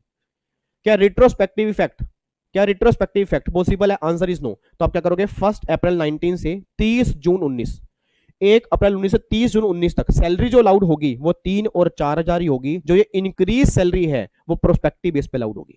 प्रोस्पेक्टिव मतलब 1 जुलाई 19 टू 31 मार्च। तो आप देख लो जी, यहां से लेके 30 जून तक आपको 3 और 4 ही होगी। देर आफ्टर जो इनहेंस सैलरी होगी वो अलाउड हो जाएगी सब्जेक्ट टू 40B लिमिट। वही बातें जो हमने की हैं सर भी। मैंने कहा ना, हम ये लगा लो पूरा चैप्टर 1 बाय 1 क्रिस्टल क्लियर कर चुके हैं, बस नोटिंग पेंडिंग है और क्वेश्चन की प्रैक्टिस पेंडिंग है। इसमें कोई दिक्कत तो नहीं है। अब इसको भी ये क्वेश्चन 3 4 मत करना, ये पॉइंट अभी हमारा बचा हुआ है। अब यहां पे आ जाओ जी, ये क्वेश्चन है, ये क्वेश्चन है, ये क्वेश्चन थोड़ा टेक्निकल है जी। ये क्वेश्चन एग्जाम के अंदर 5 नंबर का आया था और ये बच्चा सोल्व नहीं कर पाया था जी। ये बच्चा सोल्व नहीं कर पाया था क्योंकि रटने वाला बच्चा जो है वो ये सोल्व नहीं कर पाया। समझने वाला बच्चा भी इसमें अटक गया था जी, समझने वाला बच्चा भी अटक गया था। मैं चाहता हूं आपके भी थोड़े से पहले तोते उड़े, आपको लगे भाई साहब अगर ऐसा क्वेश्चन आ गया तो कैसे होगा। और क्वेश्चन में कुछ भी नहीं है, एक पॉइंट, बस एक पॉइंट ध्यान में देने वाला, सिर्फ एक पॉइंट और कुछ भी नहीं है। देखो जी, a firm furnish the following data for the previous year 31 March 20। PGBP before setting up brought forward depreciation and brought forward loss 8 lakh रुपए के हैं। ब्रॉट फॉरवर्ड लॉस है 14-15 के, जो भी तक चलते हुए आ रहे हैं, क्योंकि 8 साल तक ये काम चलता रहता है, 8 साल तक कैरी फॉरवर्ड होते हैं, तो 8 साल अभी खत्म नहीं हुए। 3 लाख रुपए के लॉस है ब्रॉट फॉरवर्ड। और ब्रॉट फॉरवर्ड डेप्रिसिएशन जो है 14-15 के, वो 1 लाख रुपए के हैं। भैया 1 लाख रुपए के अनएब्जॉर्ब डेप्रिसिएशन पूरे के पूरे खत्म हो जाएंगे, उसमें चाहे कोई पार्टनर रहे या ना रहे, क्योंकि उस केस में हम कॉन्सेप्ट एप्लीकेबल नहीं करते। 78 में अनएब्जॉर्ब डेप्रिसिएशन की बात नहीं है, ब्रॉट फॉरवर्ड बिजनेस लॉस की बात है। आगे कह रहे हैं there were 4 partner ABCD sharing profit equally है। 30 जून 19 को, डेट देख लेना, डेट देख लेना जी। जो मैंने एग्जांपल दिया था उसमें 31 मार्च की बात की थी, पूरे साल। वो पार्टनर पूरे साल था जी, वो पार्टनर पूरे साल था, मतलब लास्ट में रिटायर हुआ था। ये पार्टनर 30 जून को ही रिटायर हो गया। ये पार्टनर 30 जून को ही रिटायर हो गया जी, 30 जून को ही रिटायर हो गया। 30 जून 19 the partner A had retired from the firm, compute the total income of the firm. Answer देख लोगे तो फायदा कुछ नहीं होगा जी, कुछ भी फायदा नहीं होगा और कंफ्यूज हो जाओगे। खुद निकालने की कोशिश करते हैं। इधर देखो ध्यान से, पहली बात तो ये बताओ, 8 लाख के प्रॉफिट है, 8 लाख के प्रॉफिट है, तो मैं बात करता हूं ए, मैं बात करता हूं बी, मैं बात करता हूं सी, मैं बात करता हूं डी। 8 लाख के प्रॉफिट है। अब ये 8 लाख के प्रॉफिट ना आपको देखने में पता क्या लग रहा होगा? आपको देखने में लग रहा होगा ये 2 लाख रुपए, ये 2 लाख रुपए, ये 2 लाख रुपए और ये 2 लाख रुपए, 2-2 लाख रुपए, क्योंकि इक्वल शेयर है। और जो यहां पे ध्यान सुना, जो यहां पे आपका लॉस है, जो यहां पे आपका लॉस है ब्रॉड फॉरवर्ड असेसमेंट ईयर पिछले साल का 14-15 में, ये 14-15 का लॉस, सॉरी ये 14-15 का लॉस है। इसमें 75,000 पे इसकी शेयरिंग है, 75,000 पे इसकी शेयरिंग है, 75,000 पे इसकी शेयरिंग है और 75,000 पे इसकी शेयरिंग है। कोई दिक्कत तो नहीं? सोच समझ के बोल देना, सोच समझ के बोल देना। ये जो मैंने 3 लाख के 75 किए, इसमें कोई दिक्कत नहीं है, क्योंकि ये लॉस है 14-15 का, ये लॉस 14-15 का है। उस साल ये चारों पार्टनर थे और बराबर के थे, 75, इसमें कोई दिक्कत नहीं। बट जो ये 8 लाख रुपए के इस साल के प्रॉफिट है, जो ये 2-2 लाख रुपए मैंने इक्वल डिस्ट्रीब्यूट किए हैं, कहीं ना कहीं ए में मैंने गलत कर दिया। सर ए के 2 लाख है ही नहीं, क्यों? क्योंकि 30 जून को तो ए रिटायर ही हो गया। नहीं आ रही बात समझ में? सर जो मैंने आपको भी एग्जांपल दिया था, ये वाला एग्जांपल, उसमें मैंने क्या कहा था? 1.5 लाख रुपए के प्रॉफिट पूरे साल के हैं, 3 लाख के लॉस पिछले सालों के हैं और 31 मार्च को उसने रिटायरमेंट ली है। मतलब पूरे साल ये अप्पू था। और अगर पूरे साल अप्पू था, इसलिए इसका प्रॉफिट में शेयर पूरा का पूरा 50,000 पे था। मेरे बच्चे यहां पे एक बात बताओ, अगर ये अप्पू था पूरे साल था, तो पूरे साल में 50,000 का शेयर था ना। बट क्वेश्चन में कैरी, क्वेश्चन में यहां पे क्या दिया हुआ है? क्वेश्चन में क्या ये मिस्टर ए पूरे साल था? सोच के बोलो जी, क्या ये मिस्टर ए पूरे साल था? आंसर इज नो, ये पूरे साल था ही नहीं। सर 30 जून को रिटायरमेंट ले चुके हैं। अगर 30 जून को ये रिटायरमेंट ले चुका है, हाँ जी, अगर 30 जून को ये रिटायरमेंट ले चुका है, तो क्या इसका पूरा 2 लाख का शेयर होगा? या 2 लाख का 1/4 करेंगे? सर 1/4 करेंगे? 1/4 क्यों करेंगे? 3 महीने ही तो रहा है सर। अप्रैल मई जून, अप्रैल मई जून 3 महीनों के बाद रिटायरमेंट ले चुका है। बाकी 9 महीने पार्टनर ही नहीं था। अगर 9 महीने पार्टनर नहीं था तो इसका 2 लाख का पूरा शेयर कैसे हो गया? हाँ, अगर यहां पे 30 जून की बजाय 31 मार्च 20 लिखा होता फिर मैं पूरा 2 लाख रुपए की बात कर देता। फिर मैं पूरा का पूरा 2 लाख रुपए की बात कर देता सर। एग्जामिनर ने कंफ्यूज कर दिया। रटने वाले बच्चे तो ऐसे गिर जाएंगे ना, पता क्या लगेगा? अरे भाई बाहर आते बाहर आते, जैसे मान लो आकांक्षा है, ये मुस्कान है, ये रिंकू है, ये नेहा है, या मान लो सिमरन है, शिवानी है, दीपाली है, या हर्षित है, ओमकार है, सारे बच्चे बाहर आते जैसे क्वेश्चन करके बाहर आए। यस भाई, विवेक सर वाला वही क्वेश्चन आ गया। वो तो देखा पार्टनरशिप वाला 5 नंबर में, इतना आसान क्वेश्चन, इतना आसान क्वेश्चन। अरे उसके अंदर वही 8 लाख के प्रॉफिट थे, 2-2 लाख रुपए आ गए, और 75,000 रुपए, 1,25,000 रुपए का जो लॉस था वो आगे जाएगा ही नहीं। मतलब 1,25,000 रुपए के बच्चे एडजस्टमेंट करके आ गया। बच्चे ने यहाँ पर ये नहीं देखा कि प्रॉफिट शेयर उसने गलत ले लिया, क्योंकि 30 जून की बात है। अच्छा, फिर उन सारे ग्रुप में से बस 2 ही बच्चे ऐसे थे जिन्होंने देख लिया था। कह रहे यार ये 2 लाख का थोड़ा लेना था भाई, 2 लाख का थोड़ा लेंगे, वो तो ये लेंगे ना, 2 लाख का तो पूरे साल का प्रॉफिट था। 30 जून को रिटायरमेंट ले ली थी, तो 30 जून को रिटायरमेंट ली तो वो 3 महीने तो रहा, तो 3 महीने का शेयर तो बनेगा, वो तो शेयर 50,000 बनेगा प्रॉफिट का। अब जो बाकी बच्चे थे उनकी मेजोरिटी ज्यादा थी। अरे यार तेरे से गलत हो गया आकांक्षा, मैंने तुझे पहले भी कहा था सही ढंग से पढ़ लिया कर, तो व्हाट्सएप पे बहुत लगी रहती थी ना, अब देख ले वही गलत हो गया। कोई बात नहीं, कोई बात नहीं मेरे बच्चे, कोई बात, तेरा गलत हो गया ना, कोई दिक्कत नहीं है, अगले पेपर में सही कर लियो। दिलासा, अब देखो इसको बेचारे को दिलासा दे रहे हैं, और ये सारा ग्रुप दिलासा दे रहा है, जिसके सारे, जिनके खुद के गलत हैं वो दूसरे को एडवाइस कर रहा है, वो बेचारा घबरा गया। आकांक्षा को भी लग रहा है यार कहीं मेरा गलत ना हो गया यार, मैंने तो, उसने बच्चे ने लॉजिक लगाया और लॉजिक सही सिट बैठ गया, क्योंकि वो बच्चा प्रोविजन समझ के गया था। उस बच्चे ने क्वेश्चन क्लास में ध्यान से सुना था कि सर ने यहां पर 31 मार्च बोला था, इसलिए 50,000 ली थी। रटने वाले बच्चे ने बस ये देख लिया, 1.5 का प्रॉफिट था, 50 शेयर हो गया। मेरी बात समझ पा रहे हो सर? ऐसे ऐसे गलतियां होती हैं। अब ये सारे बच्चे बोलते हैं नहीं पेपर किया 100 नंबर का, नंबर आ रहे 25 नंबर आ रहे 30 नंबर आ रहे 40, आएंगे ही नंबर इतने, नंबर इतने ही आएंगे, क्योंकि जब आपने क्वेश्चन ध्यान से नहीं पढ़ा, आपने इस डेट को ध्यान ही नहीं दिया, तो गलती करके आओगे सर। बच्चा कहता, वो जो जो पूरा ग्रुप था, कह रहे हे भगवान ये 30 जून वाला क्वेश्चन मत दे देना, देना तो 31 मार्च वाला देना, ताकि हमारा हमेशा ही सही हो जाए। अगर भगवान ऐसे काम करने लग गया तो रिजल्ट 100% आ जाएगा ना फिर।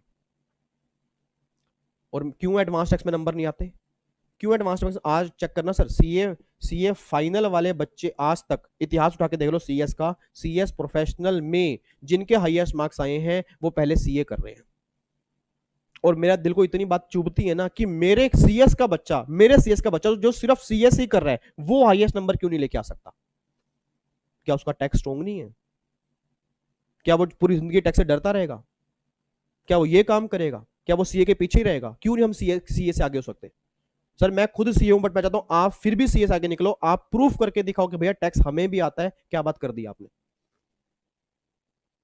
मैंने कहा ना सर, अगर आप ये प्रूफ करके दिखा दोगे ना, उस दिन मुझे प्राउड फील होगा, ऐसे छाती चौड़ी करके मैं लूंगा कि हाँ भाई सीएस का बच्चा है, ये मुझसे पढ़ा था और सिर्फ सीएस कर रहा था, इसके नंबर देख लो टैक्स में कितने। उस दिन मुझे इतना प्राउड फील होगा ना, वो मेरी जिंदगी का सबसे बेस्ट दिन होगा जी। अगर कोई सीएस का बच्चा जो सीए ना कर रहा हो और वो आगे निकल जाए जी। मैं नहीं चाहता कि वो सीए वाला बच्चा सीएस भी करा और वो रैंक लेके आए, क्योंकि वो सीए में टैक्स पढ़ रहा है तो उसका टैक्स को ट्रेनिंग करता है, स्ट्रॉन्ग हो जाता है, तो उसलिए उसका रैंक में रहते हैं। सिर्फ सीएस करने वाला बच्चा रैंक लेके आएगा, अच्छे मार्क्स लेके आएगा, वो प्राउड के दिन होते हैं। ठीक है, अब प्लीज यहाँ पे ध्यान सुनना, देखो अब यहाँ पे गलत, अब देखो 30 जून है, अगर 30 जून है तो ये 2 लाख का प्रॉफिट शेयर पूरा सही नहीं है, ये सही नहीं है सर। इसका क्या है यहाँ पे, अगर जून है तो 3 महीने, तो अगर 3 महीने मतलब क्या हो गया जी, 1/4 हो गया ना, 3/12 करूंगा नालायको तो 1/4 हो गया, तो इसमें 50,000 रुपए का प्रॉफिट है। अब मेरा प्रॉफिट शेयर देखो, लॉस में कितना है 75, प्रॉफिट शेयर कितना है 50, तो ये 25,000 रुपए का जो शेयर बचा, ये कैरी फॉरवर्ड आप नहीं कर पाओगे, ये कैरी फॉरवर्ड नहीं कर पाओगे। मतलब 3 लाख के ब्रॉड फॉरवर्ड लॉस में से, 3 लाख के लॉस में से, 3 लाख के लॉस में से आप 25,000 रुपए बाहर निकाल दो, जो आपका 2,25,000, 2,75,000 बचेगा, वो आप खत्म कर सकते हो। मतलब 25,000 रुपए का जो है वो carry forward and set off आप नहीं कर पाओगे। ठीक है जी, carry forward and set off नहीं कर पाओगे, उसको आप बाहर निकाल दो, वो रिटायर हो चुका है, और बाकी आप कर दो जी। अब देखो जी 8 लाख में से 2,75, देखो यहाँ 1/4 जो निकाला है, ये 3 मंथ डिवाइड बाय 12, और ये 3 मंथ कैसे आए हैं, यहां से ये इंटरलिंक करके आए हैं जी।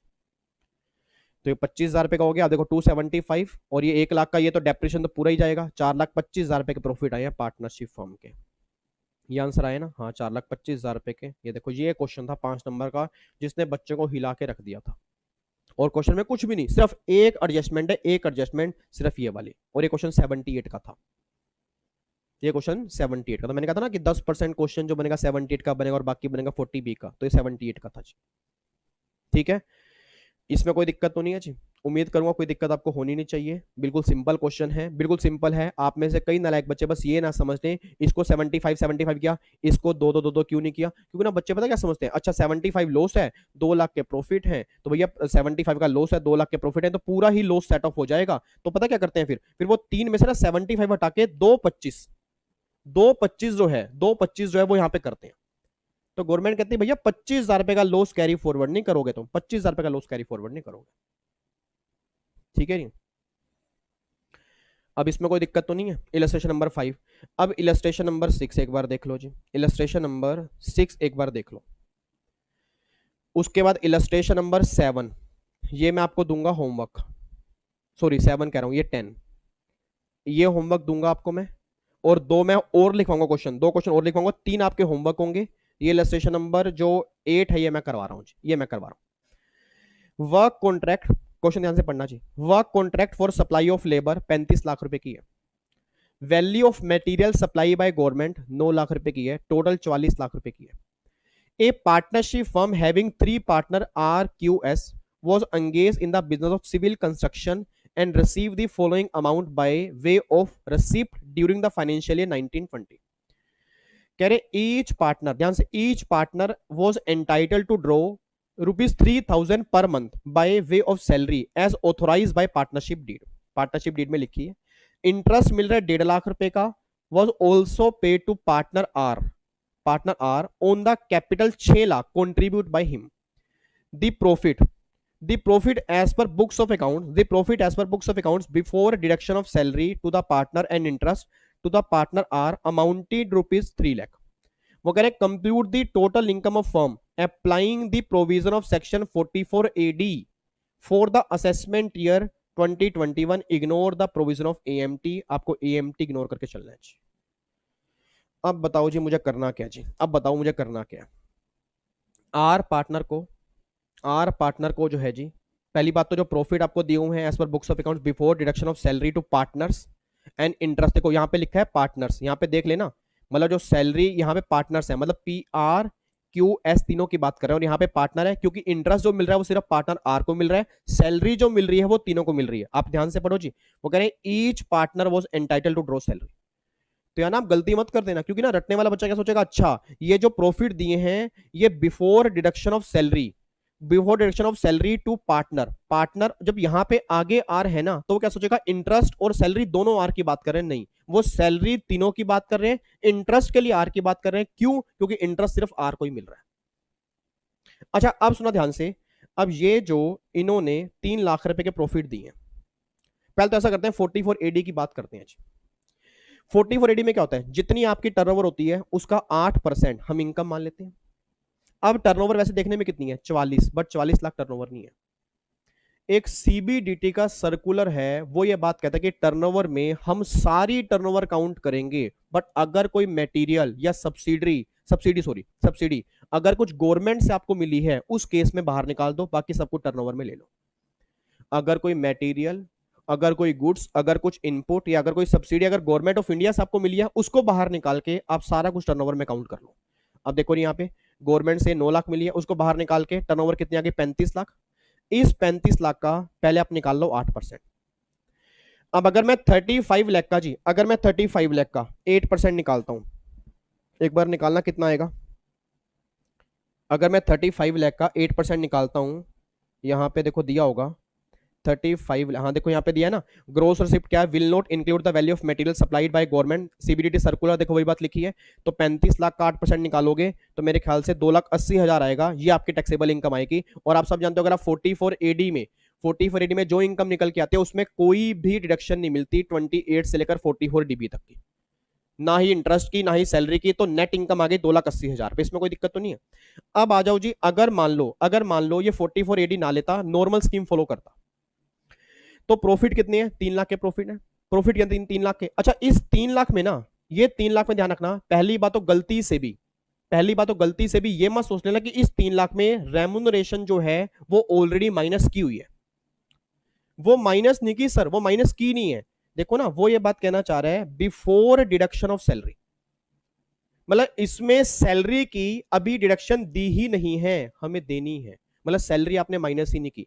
तो मेरे बच्चे, अगर ये माइनस ही नहीं की, आपने बोल दो अगर ये माइनस ही नहीं की है, तो यही मेरे पता क्या निकल के आएंगे, यही मेरे क्या निकल के आएंगे? Book profit. बट कब? हमें एक बार बस ये देखना पड़ेगा, ये जो 6 लाख रुपए का कैपिटल है और ये 1.5 लाख रुपए का इंटरेस्ट है, ये कितने परसेंट हो गया जी? क्योंकि मुझे निकालना है 12%। 12% इंटरेस्ट अलाउड होता है ना, तो अगर 12% इंटरेस्ट अलाउड होता है, तो 6 लाख में से 12% अगर मैं निकालूंगा, तो कितना इंटरेस्ट आ गया जी? 72,000 रुपए का इंटरेस्ट आ गया जी। कितना इंटरेस्ट आ गया? 72,000 रुपए का इंटरेस्ट आ गया। तो 72,000 का देखो लो इंटरेस्ट माइनस कर दोगे, 72,000 का आप यहाँ पे क्या कर दोगे? इंटरेस्ट माइनस कर दोगे। अब सोच समझ के बोलना जी, अगर 72,000 का इंटरेस्ट माइनस करना है, तो मेरे बुक प्रॉफिट निकालो, जल्दी करो जी, बुक प्रॉफिट निकालो जी। बुक प्रॉफिट कैसे निकालने हैं जी? ये 3 लाख में से पहले 12% इंटरेस्ट माइनस करूंगा, बस 12, उससे ऊपर वाला नहीं करना। बच्चा कह रहा है सर इंटरेस्ट तो ऐड करते हैं। इंटरेस्ट ऐड तब करते हैं जब 12% से ऊपर माइनस किया हो। अब सोच के बोला, जब माइनस ही कुछ नहीं किया सर, मैंने क्या कहा था? आप प्रॉफिट में ऐड करोगे रेमुनरेशन, अगर वो माइनस कर दी है, रेमुनरेशन ऐड करेंगे ही नहीं क्योंकि माइनस ही नहीं की। इंटरेस्ट आप ऐड करोगे कब? जो 12% से ऊपर वाला है। अब जब वो माइनस ही नहीं किया, तो 12% तक तो माइनस करोगे ना। तो 72,000 का इंटरेस्ट माइनस करके 2,28,000 रुपए के ये आपके बुक प्रॉफिट निकल के आ गए। ये आपके बुक प्रॉफिट निकल के आ गए जी। अब अगर ये बुक प्रॉफिट निकल के आ गए, अब देखो पहले 3 लाख के बुक प्रॉफिट जी, पहले 3 लाख के बुक प्रॉफिट तक, तो 2,28,000 का 90%, एक बार देखना कितना आएगा। 2,28,000 रुपए का अगर मैं 90% निकालूंगा, 2,28,000 का 90% ये आ रहा है जी 2,05,200, 2,05,200 आ रहा है जी। और 1.5 लाख हायर क्या बनेगा? 2,05,200। एक बार सैलरी देखना, 3,000 पर मंथ है, तो मतलब 36,000 रुपए एक पार्टनर की होगी, क्योंकि 12×3 = 36 और 3 पार्टनर है, कितने हैं? 3 पार्टनर है, 36 36 36 कितना हो गया? 1,08,000 रुपए की सैलरी होगी। बताओ, अब 1,08,000 रुपए की सैलरी दी है और डिडक्शन मेरी आ रही है 2,05,200 की, तो अपने आप बोल देना, आपने बोलना क्या मैं डिडक्शन इतने की अलाउड करूंगा या जितनी सैलरी दी है उतने की? Whichever is less, obvious सी बात है भाई, यहां तक मुझे डिडक्शन मिलेगी, इतनी ही मिलेगी। ये बात तो मैंने नहीं बोली थी सर, याद करो पीजीपी के चैप्टर में जब मैंने 40B वाले पॉइंट करवाए होंगे, मैंने वहां पर भी ये पॉइंट आपको लिखवाया होगा। डिडक्शन क्या मिलेगी? जो आप सैलरी पे करोगे वो, और जो 40B की लिमिट होगी विच एवर इज लेस। अब यहाँ पे जब सैलरी ही 1,08,000 पे के, डिडक्शन कितने की मिलेगी? 1,08,000 की। आप देखो जी, 1,08,000 की डिडक्शन मिल गई, नेट इनकम आ गई 1,20,000 रुपए। अब यहाँ पे 2,80,000 रुपए है और यहाँ पे 1,20,000 रुपए है, तो ऑब्वियस सी बात है मैं 44AD ऑप्ट नहीं करूंगा, क्योंकि मेरी नेट इनकम नॉर्मल केस में कम आ रही है, 44AD में ज्यादा आ रही है। ये आपको बताना है क्वेश्चन के अंदर। ये क्वेश्चन 5 नंबर का है जी। तो मेन बस 40B की कैलकुलेशन है, मेन बस 40B की कैलकुलेशन है। अगर आपको बुक प्रॉफिट निकालने आके, मैं बुक प्रॉफिट की कैलकुलेशन ना आपको थोड़ा सा यहाँ पे ये बता दूं, क्योंकि मैं घर से एक तो मैंने क्वेश्चन आपको ये वाला दे दिया, एक तो मैंने घर से करने वाला ये वाला क्वेश्चन आपको होमवर्क दिया, ठीक है, और एक क्वेश्चन और ये भी ले लो, क्वेश्चन नंबर 9 भी ले लो, ये भी होमवर्क ले लो, 9 और 10 ये दोनों होमवर्क ले लो। और अभी मैं क्वेश्चन और लिखवाऊंगा, अभी 2-4 क्वेश्चन फिर अपने करके आने हैं, उसको मैं नेक्स्ट क्लास में करवा दूंगा, ठीक है। बट बुक प्रॉफिट की कैलकुलेशन ध्यान सुनना जी। अब कैसे है? सबसे पहली बात, जो आपके नेट प्रॉफिट होंगे बिजनेस के, मैं दोबारा बोल रहा हूं, बिजनेस के जो नेट प्रॉफिट होंगे, बिजनेस के, सिर्फ बिजनेस के लेने हैं, बिजनेस के जो आपके नेट प्रॉफिट होंगे उसमें आपको रेमुनरेशन तब ऐड करनी है जब वो पहले माइनस कर दी है। अगर माइनस ही नहीं की तो हमें कुछ नहीं करना। इंटरेस्ट उतना ही ऐड करना है जो 12% से ऊपर होगा, मतलब 12% तो माइनस करना है। अब सोच के बोला मैंने इस क्वेश्चन में मैंने ऐड क्यों नहीं किया? मैंने ऐड इसलिए नहीं किया क्योंकि माइनस ही नहीं किया था, उसने कहा था ये जो प्रॉफिट है बिफोर डिडक्शन है, ये जो प्रॉफिट है, अगर लिखा होता ना, अगर ये लिखा होता ये profit after deduction of remuneration और आफ्टर डिडक्शन ऑफ इंटरेस्ट है, तो फिर पता क्या करता, इस 3 लाख में पहले तो 1,08,000 रुपए का रेमुनरेशन जो माइनस कर दिया वो सारी ऐड करता, और जो पूरा 1.5 लाख रुपए का इंटरेस्ट है वो माइनस, सोच के बोला, वो ऐड करता नहीं, 1.5 लाख का इंटरेस्ट ऐड नहीं करता, जो 12% से ऊपर वाला था, मतलब 1,50,000 टोटल इंटरेस्ट था, ये आपने माइनस कर दिया होगा, बट 72 तक माइनस करना था। अब जो 72 से ऊपर वाला हिस्सा होता, इसको मैं फिर यहां पे ऐड करके दिखाता, फिर जो मेरे प्रॉफिट आते ये मेरे बुक प्रॉफिट आते, ये मेरे बुक प्रॉफिट निकलते। ठीक है, तो बुक प्रॉफिट का मतलब कह रही, बुक प्रॉफिट मींस गवर्नमेंट कह रही है जो तुम्हारे बिजनेस के प्रॉफिट हैं, जैसे तुम बिजनेस के प्रॉफिट निकालते हो नॉर्मल डिडक्शन देने के बाद, उसमें बस रेमुनरेशन तुम्हें ऐड करके दिखानी है अगर वो तुमने माइनस कर दिया है, और इंटरेस्ट तुम्हें ऐड करके दिखाना है अगर 12% से ऊपर तुमने माइनस कर दिया है। अगर 12 तक ही माइनस किया तो कोई दिक्कत नहीं, और अगर माइनस ही नहीं किया तो 12% तक तो माइनस करके दिखाना पड़ेगा। ठीक है, उसके बेस पे कैलकुलेशन करेंगे। ठीक है, तो एक तो क्वेश्चन नंबर 9 और 10 ये आपने करके आना है जी। मैं 2 क्वेश्चन आपको और लिखवा रहा हूं, 2 क्वेश्चन और लिखवा रहा हूं जी, ये लो एग्जाम के क्वेश्चन हैं और वो आपने घर से एक बार करके आने हैं।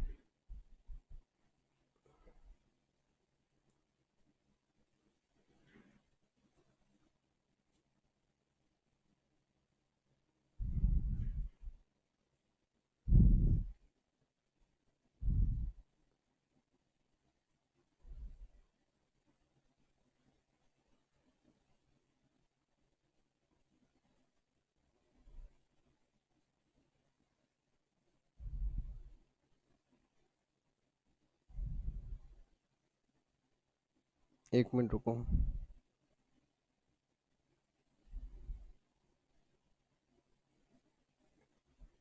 लो जी क्वेश्चन लिखो जी, एग्जाम्पल नंबर 1 जो घर से करके आना है। PQR and company is a partnership firm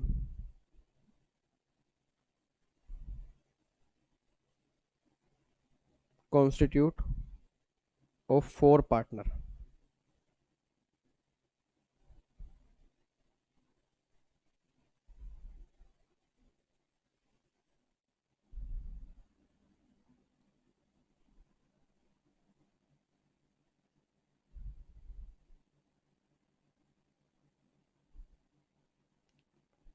four lakh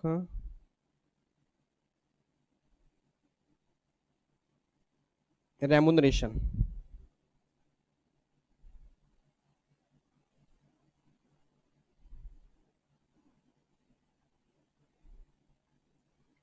partners 4 lakh,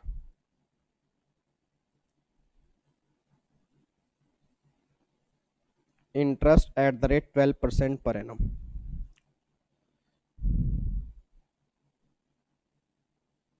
profit of year ended 31st March 21 lakh after following adjustment. अब ये ध्यान रखना जी, ये 1 लाख रुपए के प्रॉफिट जो आए हैं, ये 1 लाख रुपए के प्रॉफिट जो है ये एडजस्टमेंट करने के बाद आए हैं, मतलब इसमें से ये चीजें माइनस की हुई हैं और एडजस्टमेंट की हुई हैं। अब वो देखना क्या है जी, सबसे पहला एक तो रेमुनरेशन 4 लाख की,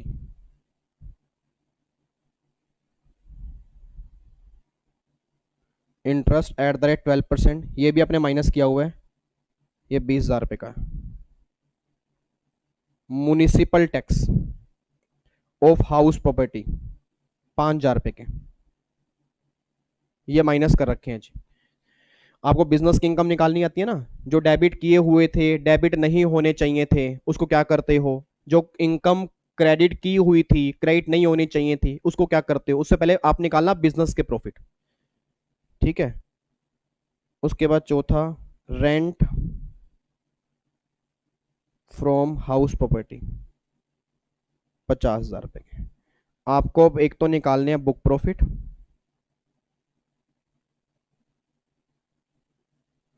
और एक रेमुनरेशन कितनी अलाउड होगी।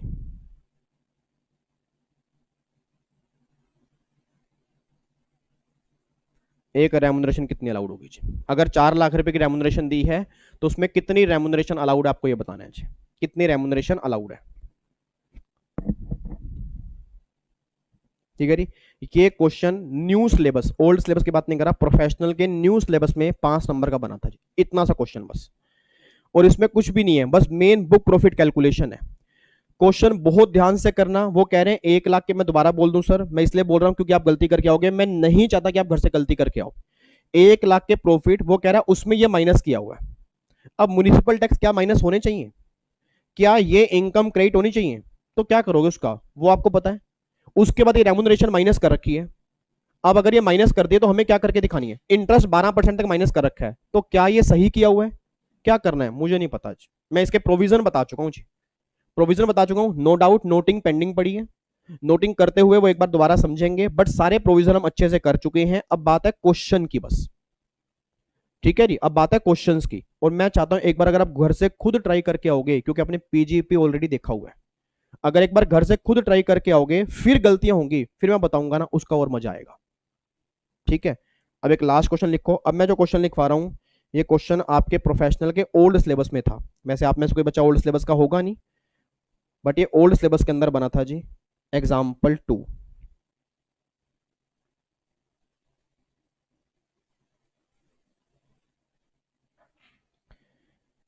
ABC and company, a partnership firm, ABC and रहने दो, PQ and company partnership firm constituted by 2 partner P and Q. Net profit of partnership firm ₹10 lakh before deduction of following item.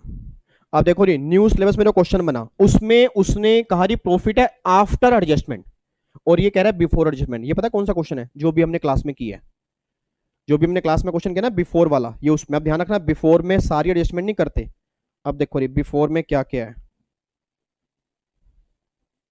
सबसे पहला salary ₹30,000 each per month to both working partner and authorize by partnership deed. 30,000 per month salary है each की। अब वो कितनी salary दी है partnership, हमने partner का वो आप देख लो, बट इसको आपने अभी प्रॉफिट में से माइनस नहीं किया, इसको प्रॉफिट में से माइनस नहीं किया आपने। दूसरा depreciation,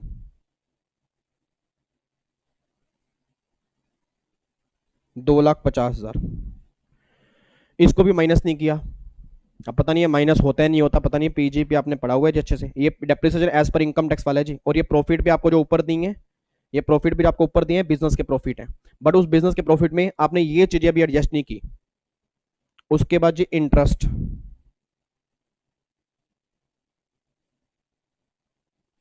@15% authorise by partnership deed,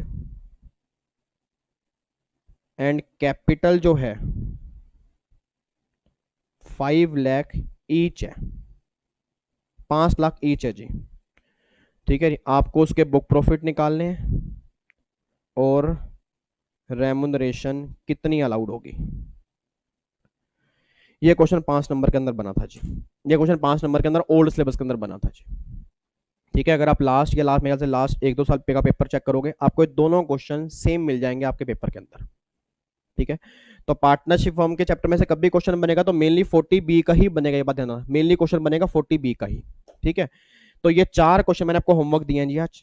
अब उसके अलावा जो हमारे कुछ सेक्शन पेंडिंग है, 185 बचा है, 187 है, 189 है, 188 है, उसको भी फिर हम नेक्स्ट क्लास में डिस्कस करेंगे। तो मुझे पूरी उम्मीद है कि नेक्स्ट क्लास का भी 1-1.5 घंटा हमारा टैक्सेशन ऑफ फॉर्म में जाएगा ही जाएगा। ठीक है, तो मुझे था आज हम कंप्लीट करेंगे, बट कोई बात नहीं, ठीक है, क्योंकि मैं नहीं चाहता सर कि आधे पौने घंटे के चक्कर में थोड़ा सा भी हम अपनी स्पीड फास्ट लेके चले, क्योंकि अभी तक हम आराम से चले हैं तो आगे भी आराम से चलें। क्योंकि आपका इनकम टैक्स में अगर कॉन्फिडेंस बिल्डअप हो गया ना, तो सर जीएसटी तो अब छोड़ दो, जीएसटी तो मेरे ऊपर छोड़ दो बस। ठीक है जी, मेन है कि इनकम टैक्स में जो बच्चे डाल मोल करते हैं उनमें दिक्कत नहीं आनी चाहिए जी।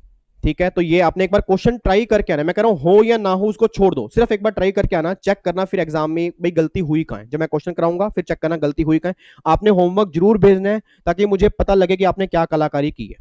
भाई अगर मेरे बिना कराए प्रोविजन समझाने के बाद या एक दो क्वेश्चन के बाद पीजीपी करने के बाद अगर डायरेक्ट क्वेश्चन हमारे एग्जाम में बन जाता तो हम एग्जाम में क्या करके आते, ताकि कम से कम पता तो लगे कितने % रिजल्ट हमारी क्लास में सही आ रहा है।